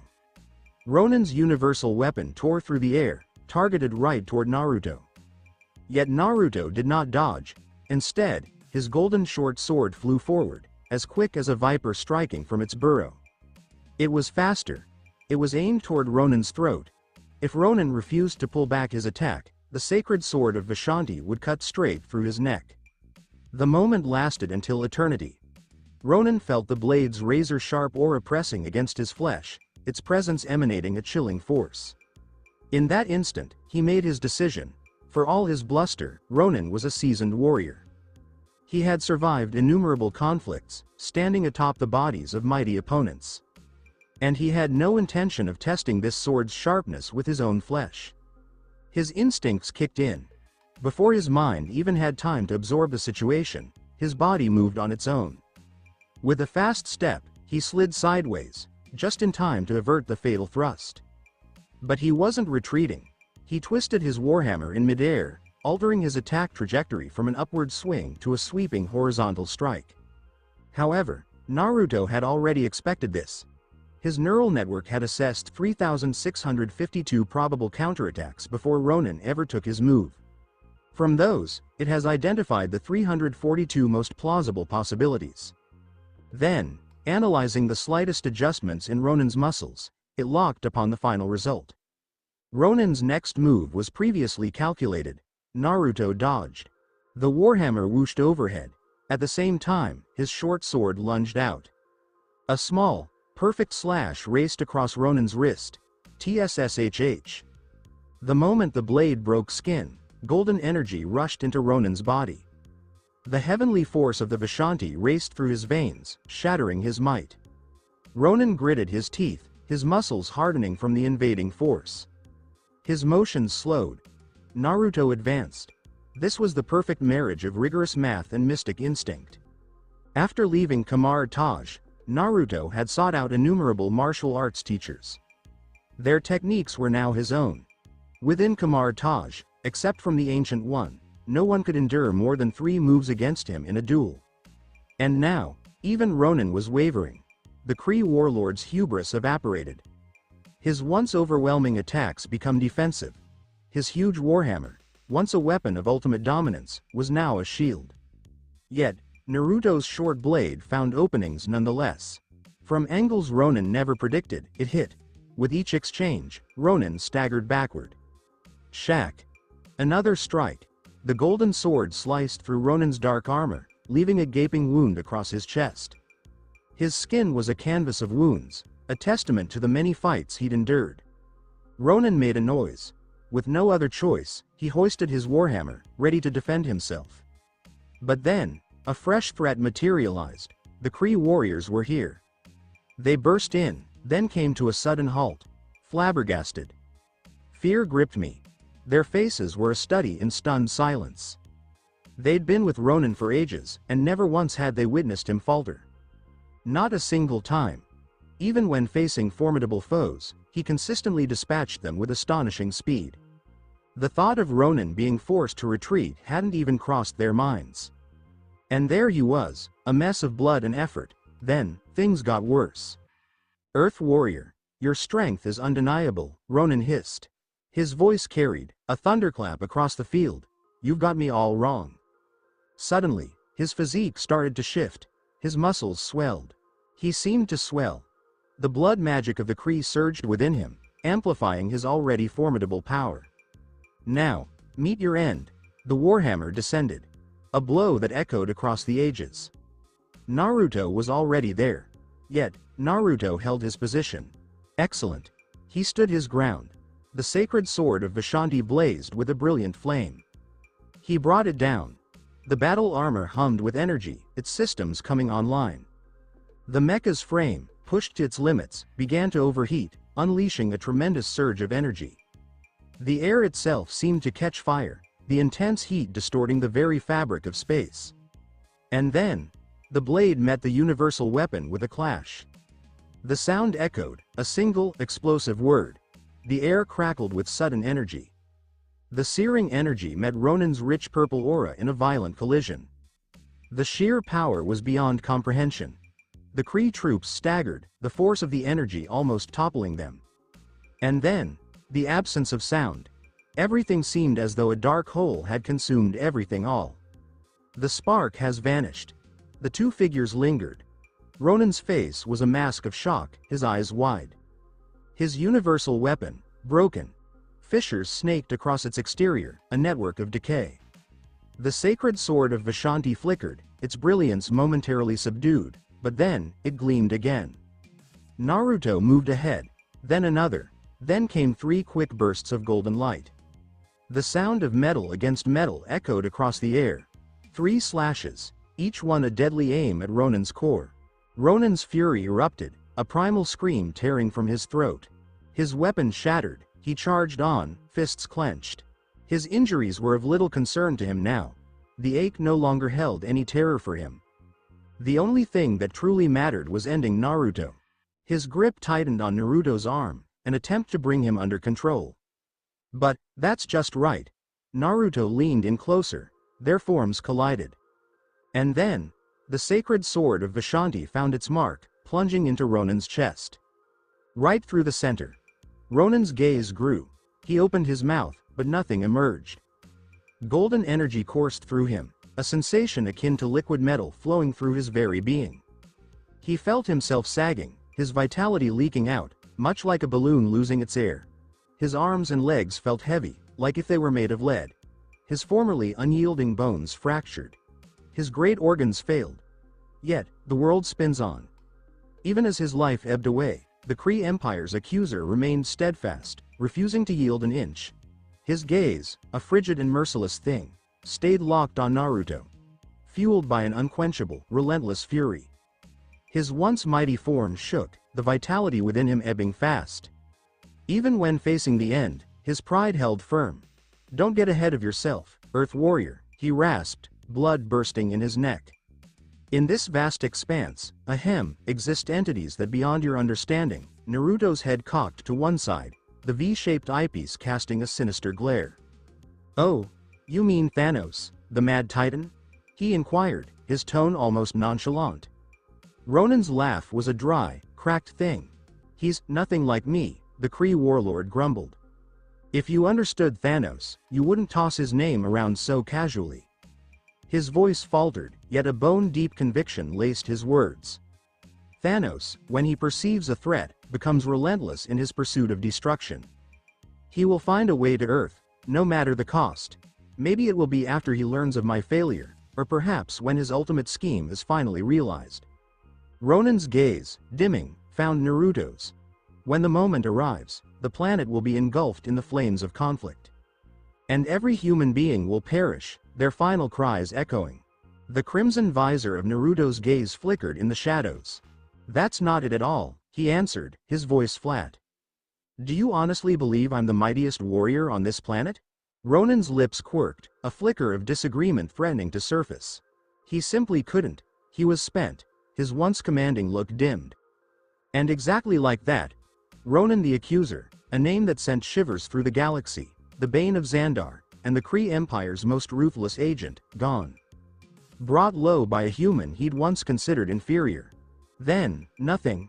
The Kree warriors, encircling the scene, were statues, their gazes fixed on Ronan's still form, clearly struggling to process what had just happened. The Accuser, the warrior, a figure of legend, had led them through battle after battle. And yet, he was there, still, a shell of a man, utterly vanquished. The impact was so profound, it rendered them incapable of even taking the shot. Naruto's eyes locked onto them, his visor catching the light, a predator sizing up its next meal. "All right," he murmured, his voice unsettlingly composed. "Who's up?" The surviving Kree soldiers recoiled. A pause. Naruto took another look around the battlefield, then added, "If the next opponent doesn't show up," he moved. "Bring me your commander. I need to speak with him." Silence hung in the air for a heartbeat.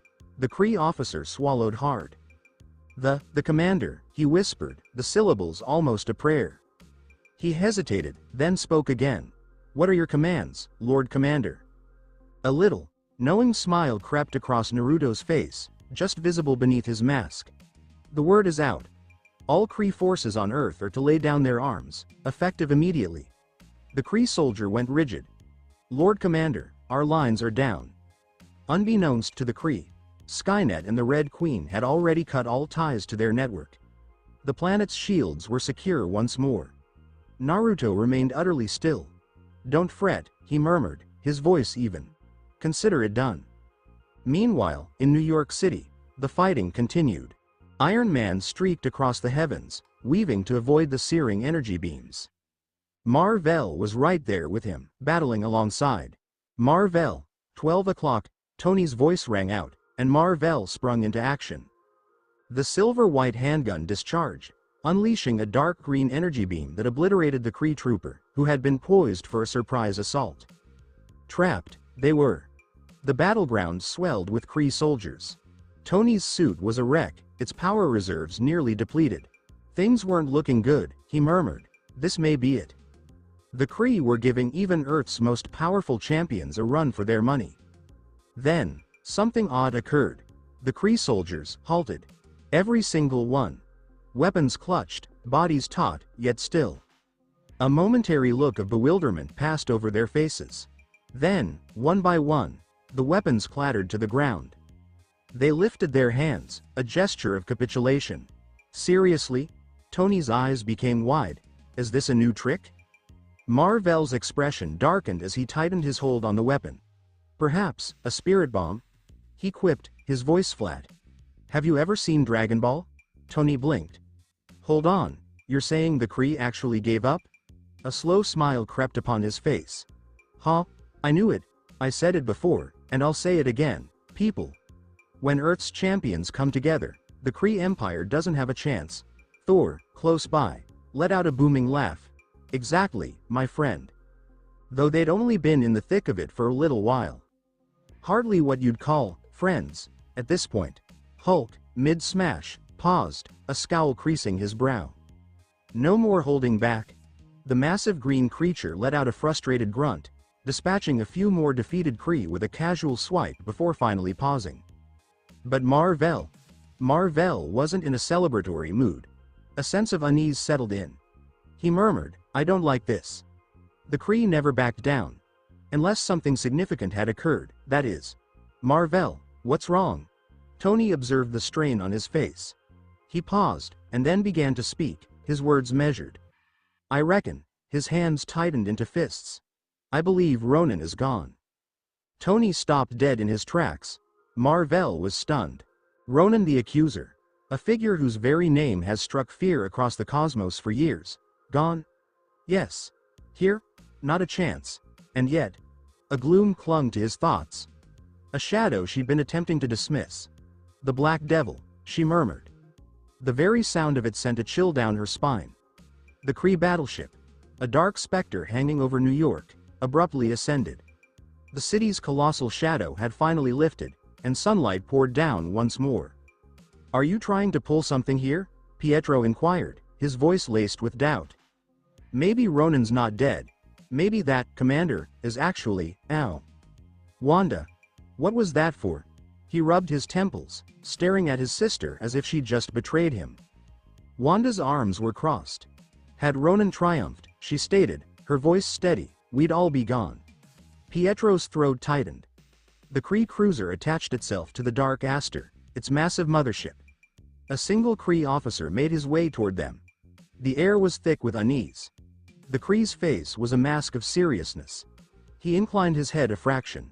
And then, in a voice just above a whisper, filled with reverence, he said, Everyone, the commander is expecting you on the bridge.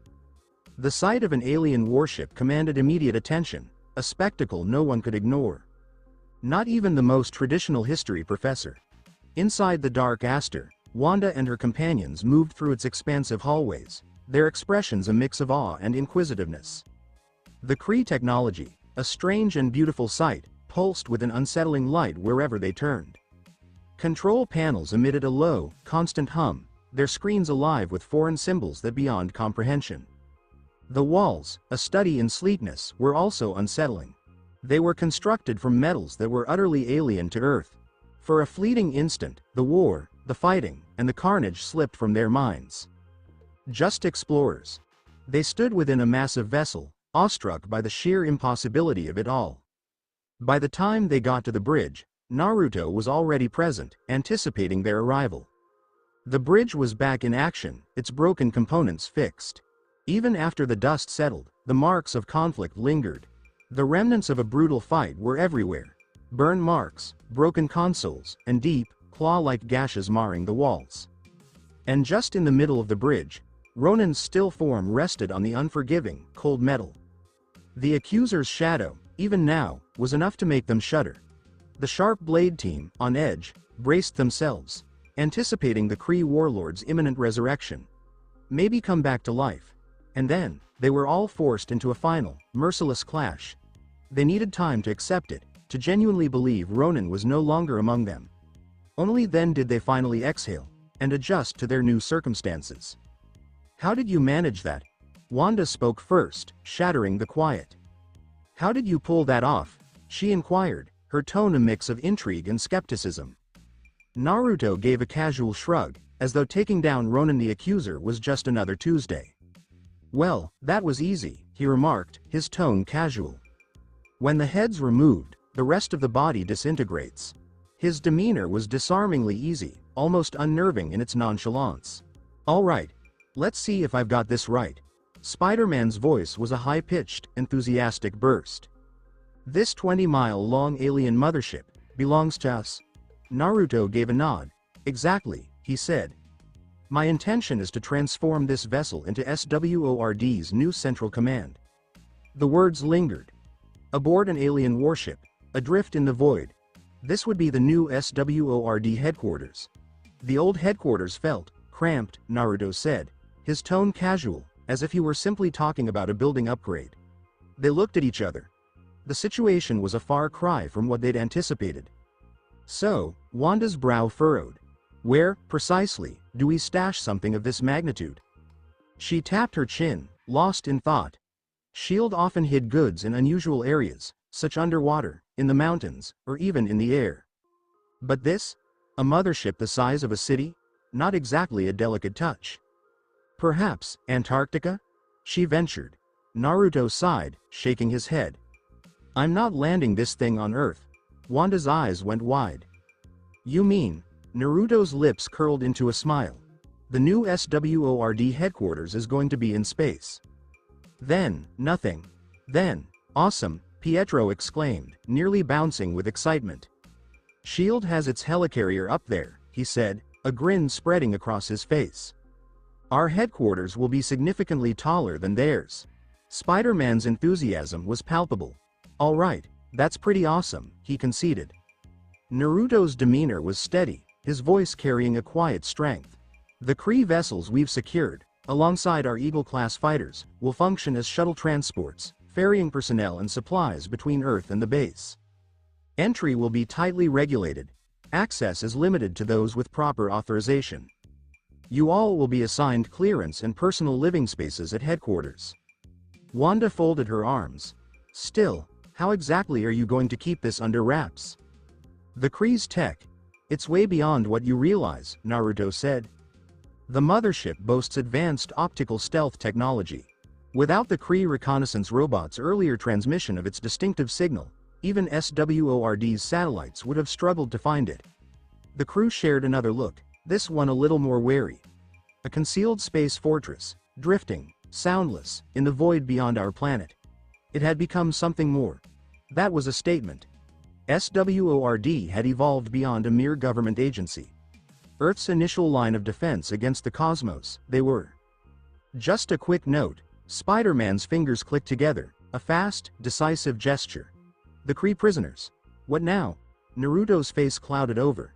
"You don't want to know," he said. The response hung in the air, a palpable tension settling over everyone present. The conflict on Earth was drawing to a close. New York City, more than any other big city, suffered the worst. The place had seen the fiercest battles imaginable. The war's genuine consequences extended beyond merely the physical ruin. The truth, at last, was known to the inhabitants of Earth. Aliens were real. And not just any aliens, mind you, but a sprawling interplanetary empire. A civilization that is much more evolved than human society. Tony Stark, witnessing the destruction, experienced a change in how he saw things. His initial foray into constructing the Iron Man suit was fueled by a sense of hubris. One man, a suit, and the ability to dismantle terrorists without breaking a sweat. But this? Seeing a complete alien fleet, witnessing a battle beyond Earth's control, his confidence crumbled. It clicked for him, finally, he couldn't do it by himself. The world needed heroes. They required a superhero squad. S.H.I.E.L.D. acted swiftly. Within a matter of days, the Avengers were a household name. Stark Tower was formally repurposed as Stark Industries headquarters. The colossal, Stark, sign came down. Something new has taken its place. A representation of something. The Avengers emblem, a golden beacon, now crowned the tower. Stark Tower had become much more than just a place he owned. Now, it stood as a symbol of optimism. The Kree prisoners presented a problem. Prisons, in their usual form? Pointless. They weren't people. The planet was ready for a change. A brilliant mind, hitherto content to work behind the scenes, finally emerged. Reed Richards. He unveiled an antimatter portal, a device designed to provide a secure antimatter environment. Its purpose? To safely hold potentially hazardous beings from outside our world. The sole point of entry and exit, it was a portal machine, constructed by Reed. A prison, unlike anything found on our planet. An ideal containment facility for extraterrestrials. A new era dawned. The Babbitt Corporation has made it official. They're building a high-security prison for aliens. Reed Charles announced his forthcoming space expedition today, a venture dedicated to scientific exploration. With the Babbitt Group's attention on an extraterrestrial penitentiary and Stark Industries now serving as the Avengers' base of operations, one has to wonder, what's Uzumaki Industries up to? Uzumaki Industries seems to be faltering under the alien crisis, being short on both clout and the means to cope. What sort of company can genuinely safeguard the well-being of people? The news networks were ablaze with these headlines, saturating television screens nationwide. In a shadowy lab at New York University, a man sat alone, lost in thought.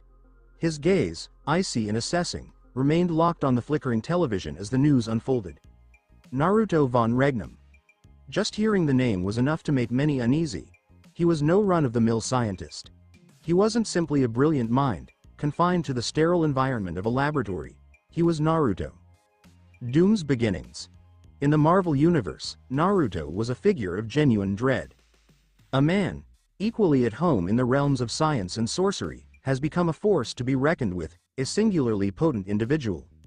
Initially, he was just a great intellect, well-versed in gypsy black magic. Yet, through years of tireless effort, he'd risen well above where he'd started. His technological skills rivaled those of Iron Man. His magical abilities have grown to rival those of the Sorcerer Supreme. He had, after all, subjugated his native Latveria, transforming it into a formidable global force. That was the Doom from the comics, though. He'd always felt let down by how Doom was depicted in the earlier Fantastic Four films. The changes had effectively destroyed his legacy. But now, Naruto was there, in the flesh, undeniably potent. A mind brilliant, yet hidden. He wouldn't settle for becoming a run-of-the-mill antagonist. Doom's voice, devoid of warmth, cut through the air. Uzumaki? Naruto felt the weight of that gaze. You trespassed in my lab, Naruto stated, his voice devoid of inflection. Regardless matter who you are, my research is protected by the United States government. Naruto brushed off the animosity. His eyes scanned Naruto's notes, a jumble of intricate formulae and strange symbols.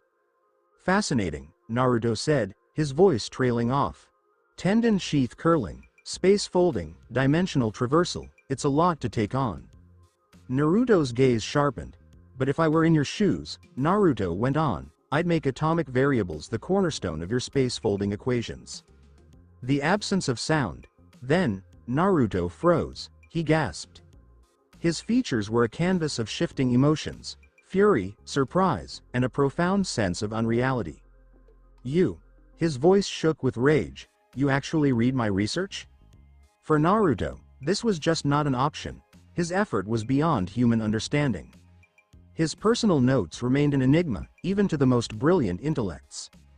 Because they were more than merely scientific. They were imbued with gypsy magic, a fusion of science and sorcery that no one had ever truly controlled.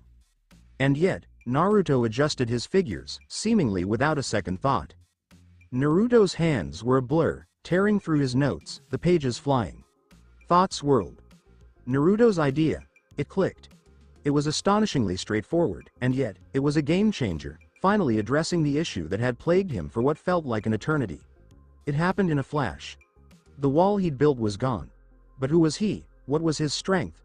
Naruto's hands tightened into fists. His voice once more a cold, controlled thing. What are you after? Naruto grinned. I came to offer an invitation. Naruto's face clouded over. Uzumaki Industries? He repeated, his voice laced with doubt. Naruto let out a laugh. No, Naruto. You're beyond the reach of companies, governments, and troops. His voice dropped, a hushed command in the air. If you choose to join me, you'll have access to the most sophisticated technology available, far surpassing anything you've encountered before. Naruto's grip on his notes grew firm. Naruto leaned closer, his tone suddenly serious. If that's not your cup of tea. Naruto felt the ground beneath him tremble at his next words. I can help you save your mother from hell. For a moment, the world of Naruto was in ruins, a mental thunderclap. His fingers moved, almost imperceptibly, he gasped. His eyesight swam, and his mind wrestled with the meaning of those words. How did he even know? Naruto had kept it to himself. Not a soul in sight.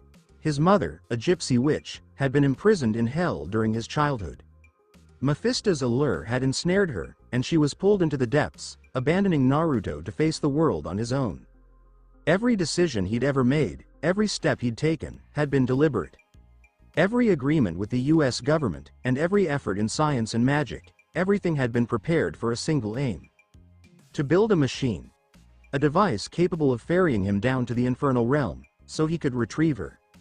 And yet, this man, Naruto Uzumaki, he understood. Naruto's voice rasped. How did you find out about my mom? Naruto remained silent. Instead, he produced a sleek, black phone, setting it down on Naruto's desk.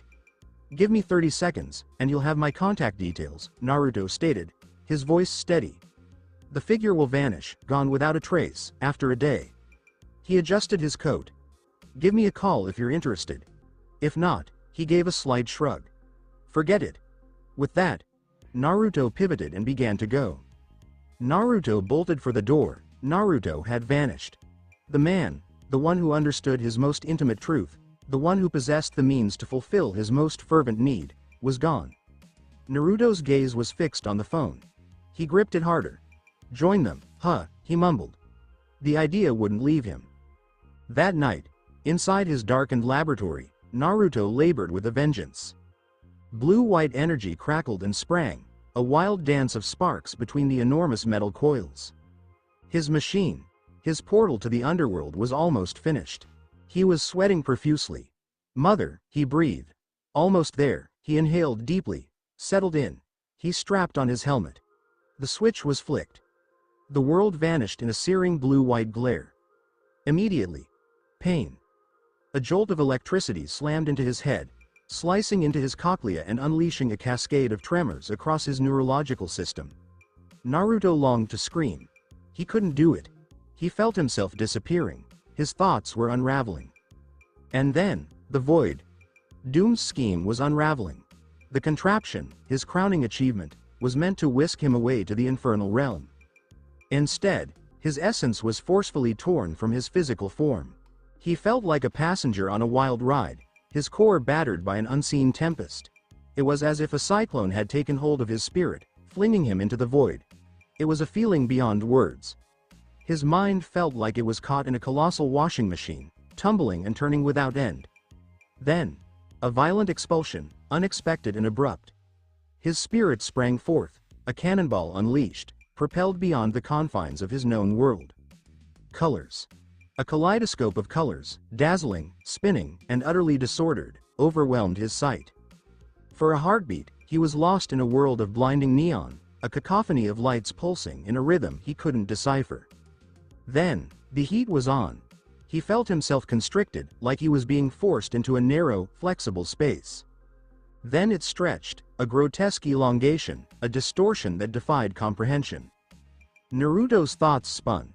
For a brief moment, he felt utterly compressed, as though he'd been squished from a three-dimensional being into a flat, two-dimensional form, ensnared in some cosmic game. He had lost his grip. A tiny mote, he floated through the boundless, ever-expanding emptiness of realities. Finding hell amidst this infinite expanse of realities was akin to hunting for a solitary grain of sand in the vastness of the Sahara. But Naruto would not be denied. His resolve was unyielding. He was determined. His essence propelled him onward, shattering the boundaries of one dimension after another, traversing regions that defied human understanding. Time stretched on. Or maybe it was just a heartbeat. Time had become irrelevant. But then, he felt it. The place he'd always imagined. The place that had always been a shadow in his mind. Hell.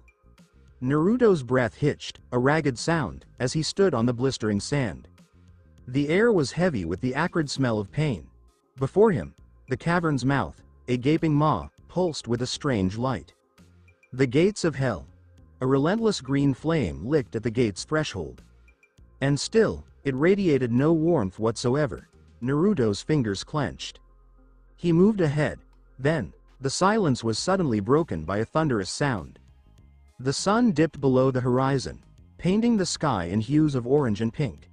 A gentle breeze rustled the leaves of the trees, carrying with it the scent of blooming flowers. Birds chirped their evening songs, a melody that seemed to echo the day's end. The world was quieting down, preparing for the night. A figure surged. A colossal, terrifying hound, its coat as dark as the void, its teeth slick with the warmth of recent slaughter. The odor of decay hung heavy in the air around its enormous frame. The origin of the bloodstains was a mystery, leaving us to wonder if they were remnants of previous trespassers. Or perhaps it was only drool, a prelude to the next feeding. Naruto's gaze hardened. The gatekeeper.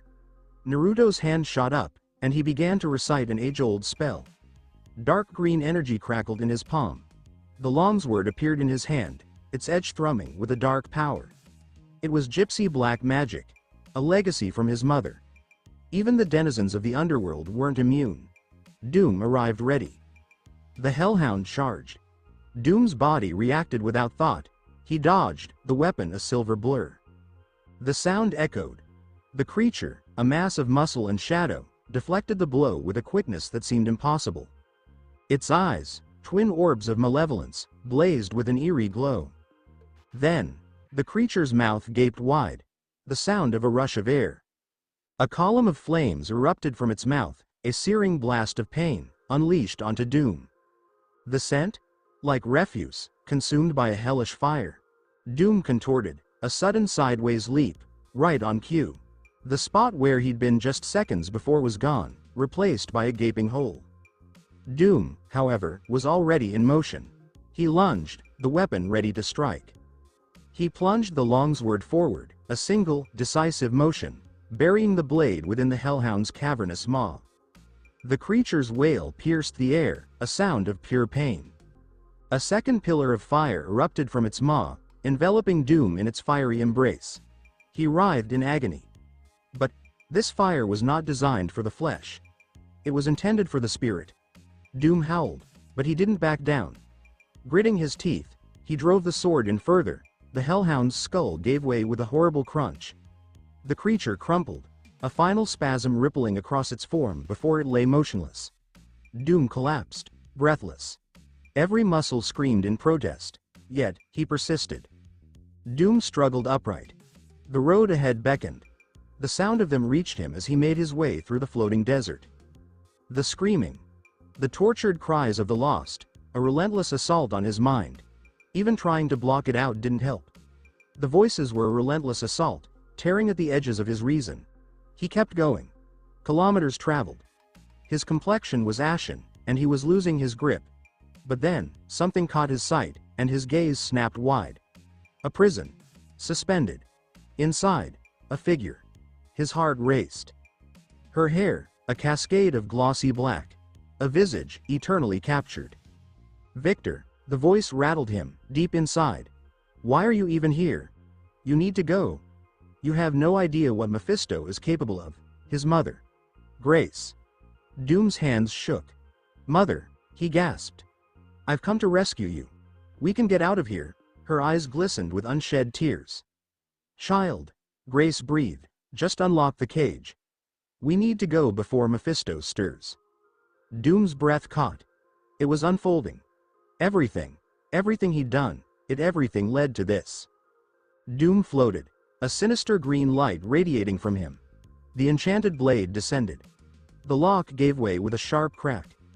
The door of the cage groaned as it swung wide. Grace moved closer, her fingers brushing over Doom's face with a delicate touch. A fleeting stillness. A fleeting triumph. And then, the sound of laughter. A voice, dripping with mockery and malice, reverberated through the infernal realm. Such tender feelings. Ha ha ha. Human emotions are quite entertaining. Doom froze. He looked up, his blood turned to ice. Grace's hands, transformed into vicious, crimson claws. Her face, a mask, twisted and malevolent. Standing before him, wrapped in flowing crimson robes, eyes flashing with hatred and delight. He was the genuine Lord of Hell, Mephisto. Beside Mephisto stood the genuine essence of Doom's mother. Grace remained still, her face a mask of grief. She'd seen it all unfold. Her son, the one she'd grieved for endlessly, had clawed his way through hell to find her, only to be deceived and shattered again. She was untouchable. She couldn't keep him. She could only cry now. Great Lord of Hell, I implore you. Have mercy on my child. Grace's voice cracked, her eyes brimming with tears. He doesn't get it. He has no idea what he's doing. Just let him go, please. Ha ha ha. Let him go. Mephisto's voice dripped with mockery, his red eyes alight with a cruel glee. At last, a genuinely intriguing character appears, and you expect me to let him go? His voice took on a darker tone. Don't you think it would be better if you two got back together in hell? He chuckled in a way that sent shivers down your spine, and suddenly, the scenery started to change and contort. This was Mephisto's territory, and everything here seemed to follow his lead. Everything around him, the sand, the air, the light, was just part of his playground. I'm here to save my mom. Nobody, not even the Lord of Hell, is going to get in my way, Doom said, his eyes blazing with determination. Grace, this little troublemaker of yours, I think I might actually like him, Mephisto said with a grin that could send shivers down your spine. Let him hang out in hell, with me.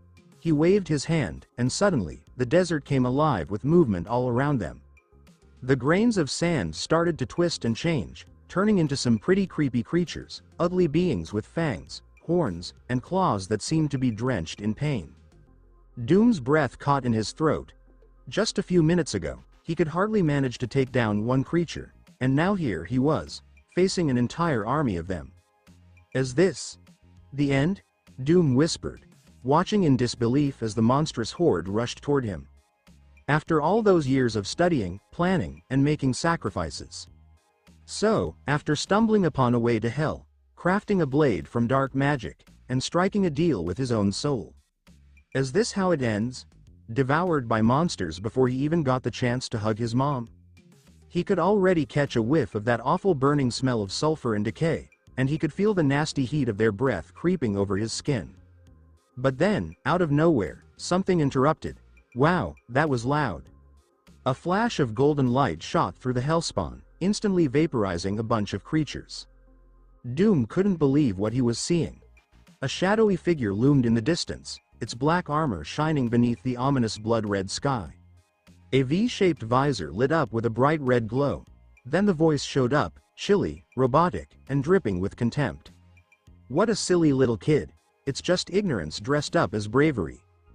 Doom's face contorted with anger. Could you repeat that? I told you, the voice echoed with a robotic precision, you're being reckless. You have no idea what hell is like, and still, you thought you could take it on by yourself. Naruto took a step out from the shadows. Doom looked a bit puzzled. Who are you? I'm the one stuck cleaning up your mess, Naruto said, a bit frustrated. Could you do me a favor and just stay out of the way? Mephisto squinted his eyes. You, he said quietly, his gaze fixed on Naruto. Oh, so it's you. Yeah, Naruto said, keeping it cool. It's me, HMPH, perfect, Mephisto said, a smirk playing on his lips. We've got some old grudges and a few new ones mixed in. How about we sort them out right now? He lifted his hand, and just like that, the hellspawn surged forward, a chaotic wave of teeth and fury. But Naruto was all set. Wow, that was loud. A powerful energy cannon shot out from his gauntlet, erupting in a fiery explosion. Every shot tore through a bunch of monsters like they were nothing. Ruar, a three-headed dog, kind of like Cerberus, burst through the flames, with foam and bile dripping from its three mouths. Naruto stood his ground. He flicked his left hand, and just like that, a glowing spell shield lit up. He conjured a fiery magic battle axe with his right hand. With one quick swing, shlunk, one by one, the heads of the hellhound dropped onto the sand. With Naruto's unyielding attack, even the terrifying creatures from hell started to waver. Fear settled into their empty eyes. But Mephisto was right behind them, and there was no way to back down with him there. Naruto glanced at them and let out a scoff. Is this the army you stand by? Just mindless beasts? Sacrificing yourselves for a tyrant? Seems like such a waste. Then the black armor started glowing with this golden energy, getting brighter and brighter, until it was almost as intense as hellfire itself. Naruto lifted his axe with both hands and brought it down hard into the blood-red desert. Whoa! That was loud. The ground just opened up. A blinding golden light shot up from the wound in Hell's floor, bursting forth like some kind of divine magma. Anything it came into contact with just fell apart right away, melting, screaming, disappearing without a trace. This was real power.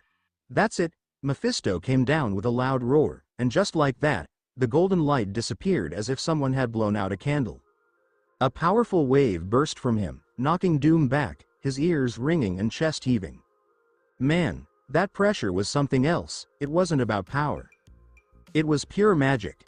Well, since you decided to waltz into my space and stir things up, you might as well stick around. With a quick wave of his hand, a wave of roaring hellfire burst forth from the void, wrapping around Naruto. Ghostly faces danced in the flames, murmuring curses from the other side, fueling the fire's fury to its highest point. But then the flames just stopped. A gentle glow, milky white and as thin as paper, began to surround Naruto. The fire hit it like waves crashing against cliffs, unable to break through the calm barrier. Mephisto squinted his eyes. Wait, an Archangel's guardian ward?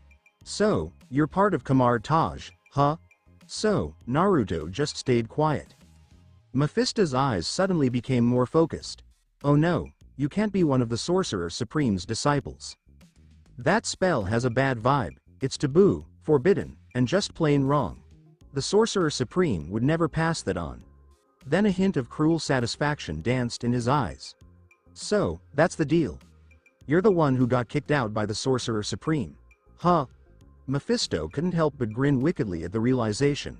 He figured he had finally cracked the mystery of the black-armored intruder hanging out in his realm. Magic is such a mysterious force, isn't it? In Naruto's view, it was nothing less than a miracle. Magic isn't something that just pops up out of nowhere, and it definitely doesn't happen by simply saying a few cool phrases. Sorcerers can cast spells because they tap into magical energy, mana, from higher planes of existence or from powerful dimensional beings. But you know, borrowing always has its costs, right? Absolutely. The mana they draw allows them to twist the rules of reality and play around with the laws of physics. Eventually, they'll have to pay it back, and it's going to be quite a bit. Sure, there's definitely another kind of magic out there. It's something that gives you incredible power, and it feels like it comes at no cost whatsoever. Naruto was well aware of this. His old mentor, the Ancient One, had been quietly drawing energy from Dormammu's dimension to extend her life, taking rather than just borrowing. This type of spellcasting didn't come with a bill because the power wasn't borrowed, it was seized. Pulled from higher dimensions just by sheer determination. But you know, that kind of theft can be pretty risky. It takes some serious willpower to get through that. If not, the stolen magic could mess with the user, turning them into something inhuman or making them mere puppets for those beings from higher dimensions. Naruto actually used this technique, just like when he called upon the sacred sword of Vishanti during his battle with Ronin. He didn't just borrow the energy, he took it all for himself. So, that kind of magic, yeah, it gets called black magic.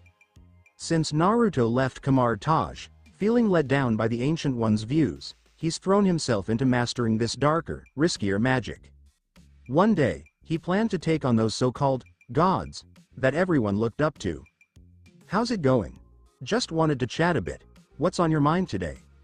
Mephisto, I think you might have gotten one thing wrong. Naruto floated effortlessly above the barren landscape of hell, his gaze steady and unyielding. They didn't kick me out, I chose to walk away. I used to be the disciple of the Sorcerer Supreme. He took a moment to pause. A golden disk of light appeared in his palm, shining with a strange, powerful energy.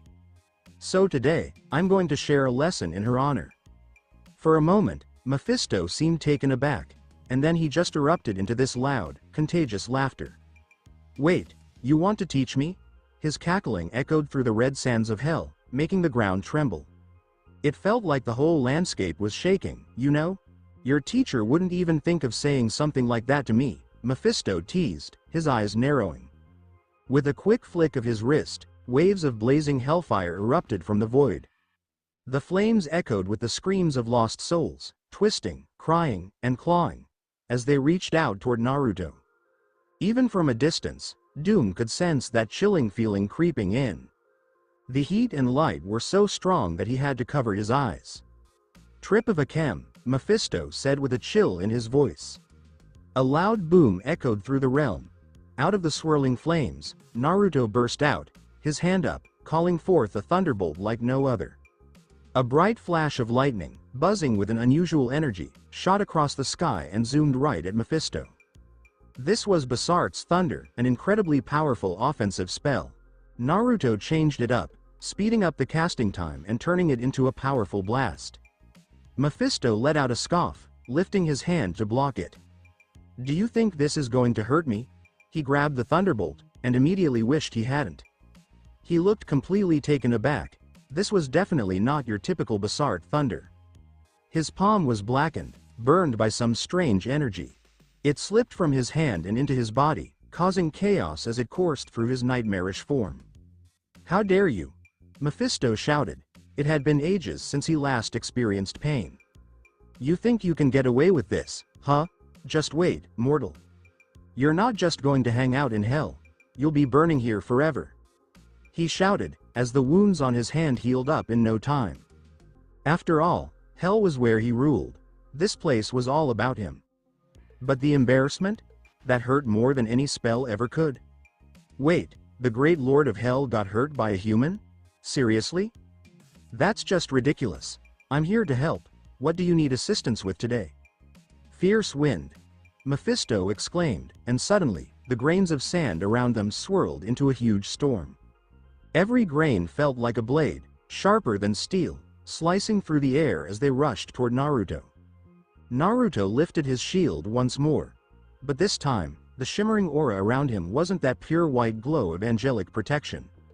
It was pitch black, with a creepy, blood-red trim. Mephisto's eyes grew wide. And then, you could see pure fury take over his face. Wait, are you using my energy against me? He could sense it. Someone was taking his power away. Here it is. At this moment. So, it turns out someone was actually siphoning off the very essence of hell and using it against its own master. Wild, right? A mortal had taken something from a god. Mephisto felt humiliation seeping through him like acid. He let out a howl, calling forth more power with wild gestures. The sands of hell swirled up into the sky, shaping into sharp, terrifying weapons. Red lightning flashed across the sky, while thunder rumbled through the realm. Everything in hell seemed to come alive, all set on taking down Naruto. And there was Naruto, standing tall, defiant, radiating that stolen divine power. Naruto's hand gestures moved quickly, and with every shift, waves of dark and powerful energy flowed out from him. A spell disc of wild colors started to take shape above his head.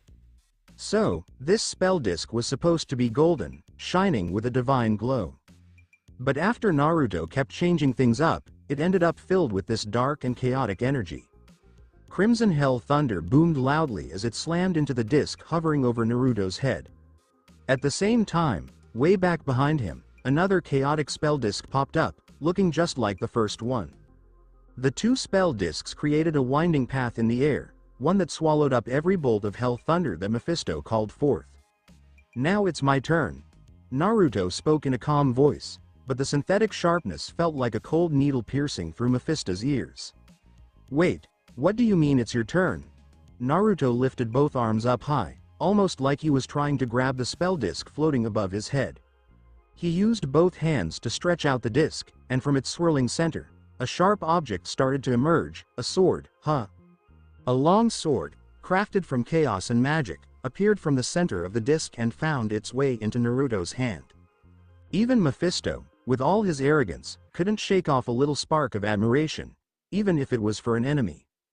Seeing the divine sword of the Vishanti, which was once so sacred and pure, turned into this corrupted, demonic form. It takes someone with incredible talent and an unbreakable will to pull that off.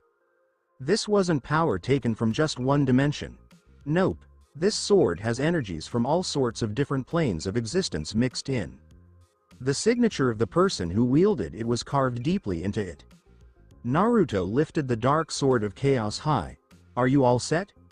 Mephisto paused for a moment, then erupted into laughter so hearty that it seemed to shake the very ground of hell itself. Your old, withered master wouldn't even think of saying that to me, and you actually do? His golden eyes fixed on Naruto, and just like that, the laughter faded, replaced by a chilling anger that filled the air. If I don't take you out in this realm today, then I'm not Mephisto. It felt like hell was starting to spin around us. Doom, lying on the ground a good distance away, suddenly felt this weird sensation, like gravity just disappeared, almost like he was floating in the air. He felt his stomach twist, the space around him seemed to bend, and a wave of nausea washed over him. At the same time, the space around Naruto started to twist and turn in a wild way. Inside his armor, Naruto's neural network was buzzing with warning signals. The mech picked up on some weird spatial distortions, definitely a big enough deal to call for an immediate evacuation. Staying here would just lead to death, but Naruto just stayed put. He just leaned in and said, "You know, I've got something I've been keeping to myself as well." Mephisto squinted, feeling a bit wary, but then, all of a sudden, his senses went into overdrive with alarm. Bright, radiant light burst from Naruto, piercing straight into Mephisto's sight. At the same time, a sharp sound wave zipped through the area, cutting through space like a knife and hitting Mephisto right in the ears. Naruto had looked into the weaknesses of those hellish beings before arriving, light and sound. He had already confirmed it with his earlier experiments. So, with Mephisto all riled up and distracted by his own arrogance and fury, the plan paid off. The jet boosters on Naruto's back and legs flared up to their max power. He zipped through the chaotic space like a black streak, a quick flash of deadly precision, heading straight for Mephisto, slash. A disturbing sound bounced around the red desert. One of Mephisto's arms was cut off right at the shoulder, dropping down with a stream of hellish blood. So frustrating. Mephisto let out a scream that echoed through the very depths of hell. It was like firestorms raining down from the sky. Flames shot up from the ground all around, like rivers of hellfire bursting forth. Everywhere it went, it left everything in ashes. This was the fury of a real lord of hell. And when he got angry, everything around him went up in flames. The raging wave of fire rolled over the land like a red tsunami, turning everything in its way to ash. It was just Mephisto left, standing right there in the middle of the fiery chaos, well, him and Grace's soul, still floating behind him with tears in her eyes. Naruto and Doom, they had disappeared, just like Mephisto's severed arm. The Hell Lord was worked up, but honestly, it was all for nothing. They managed to get away, he just couldn't go after them, not all the way to Earth. Not right now. Mephisto, being a Hell Lord, had his power closely linked to his domain. As soon as he stepped out of hell, he could feel his strength starting to fade away. If that cursed mage in armor teamed up with the Sorcerer Supreme, who knows if Mephisto would even make it back. He just swallowed his pride and kept his fangs clenched, not saying a word. His hatred burned even brighter than the flames of hellfire. He would always remember that shadowy figure. He had committed the signature of that unusual person to memory. He had time. So much time. Someday, Naruto Uzumaki is definitely going to end up in his grasp. And when that day finally arrived, he was going to make it unforgettable. A sly grin spread across Mephisto's face. "I'm here to help. What do you need assistance with today?" Doom's eyes flew open. It was like being in a dream, a wild, scary dream. Going on a journey to the underworld, encountering his mother's spirit, and watching a battle among the gods. But when he spotted the black armored figure just standing there, he suddenly got it. It wasn't just a dream. The armor moved, reshaping itself into the smooth, human-like figure of Naruto Uzumaki. He had a cool, calm, and collected look on his face. Who are you?" Doom asked, looking a bit bewildered. Naruto stared at him, his face blank. "I'm going to think about bringing you on board again. Stay tuned for more." Thank you for taking the time to listen to this video. I'm thrilled you watched the video. If you enjoyed it, be sure to like and subscribe for even more exciting content coming your way soon.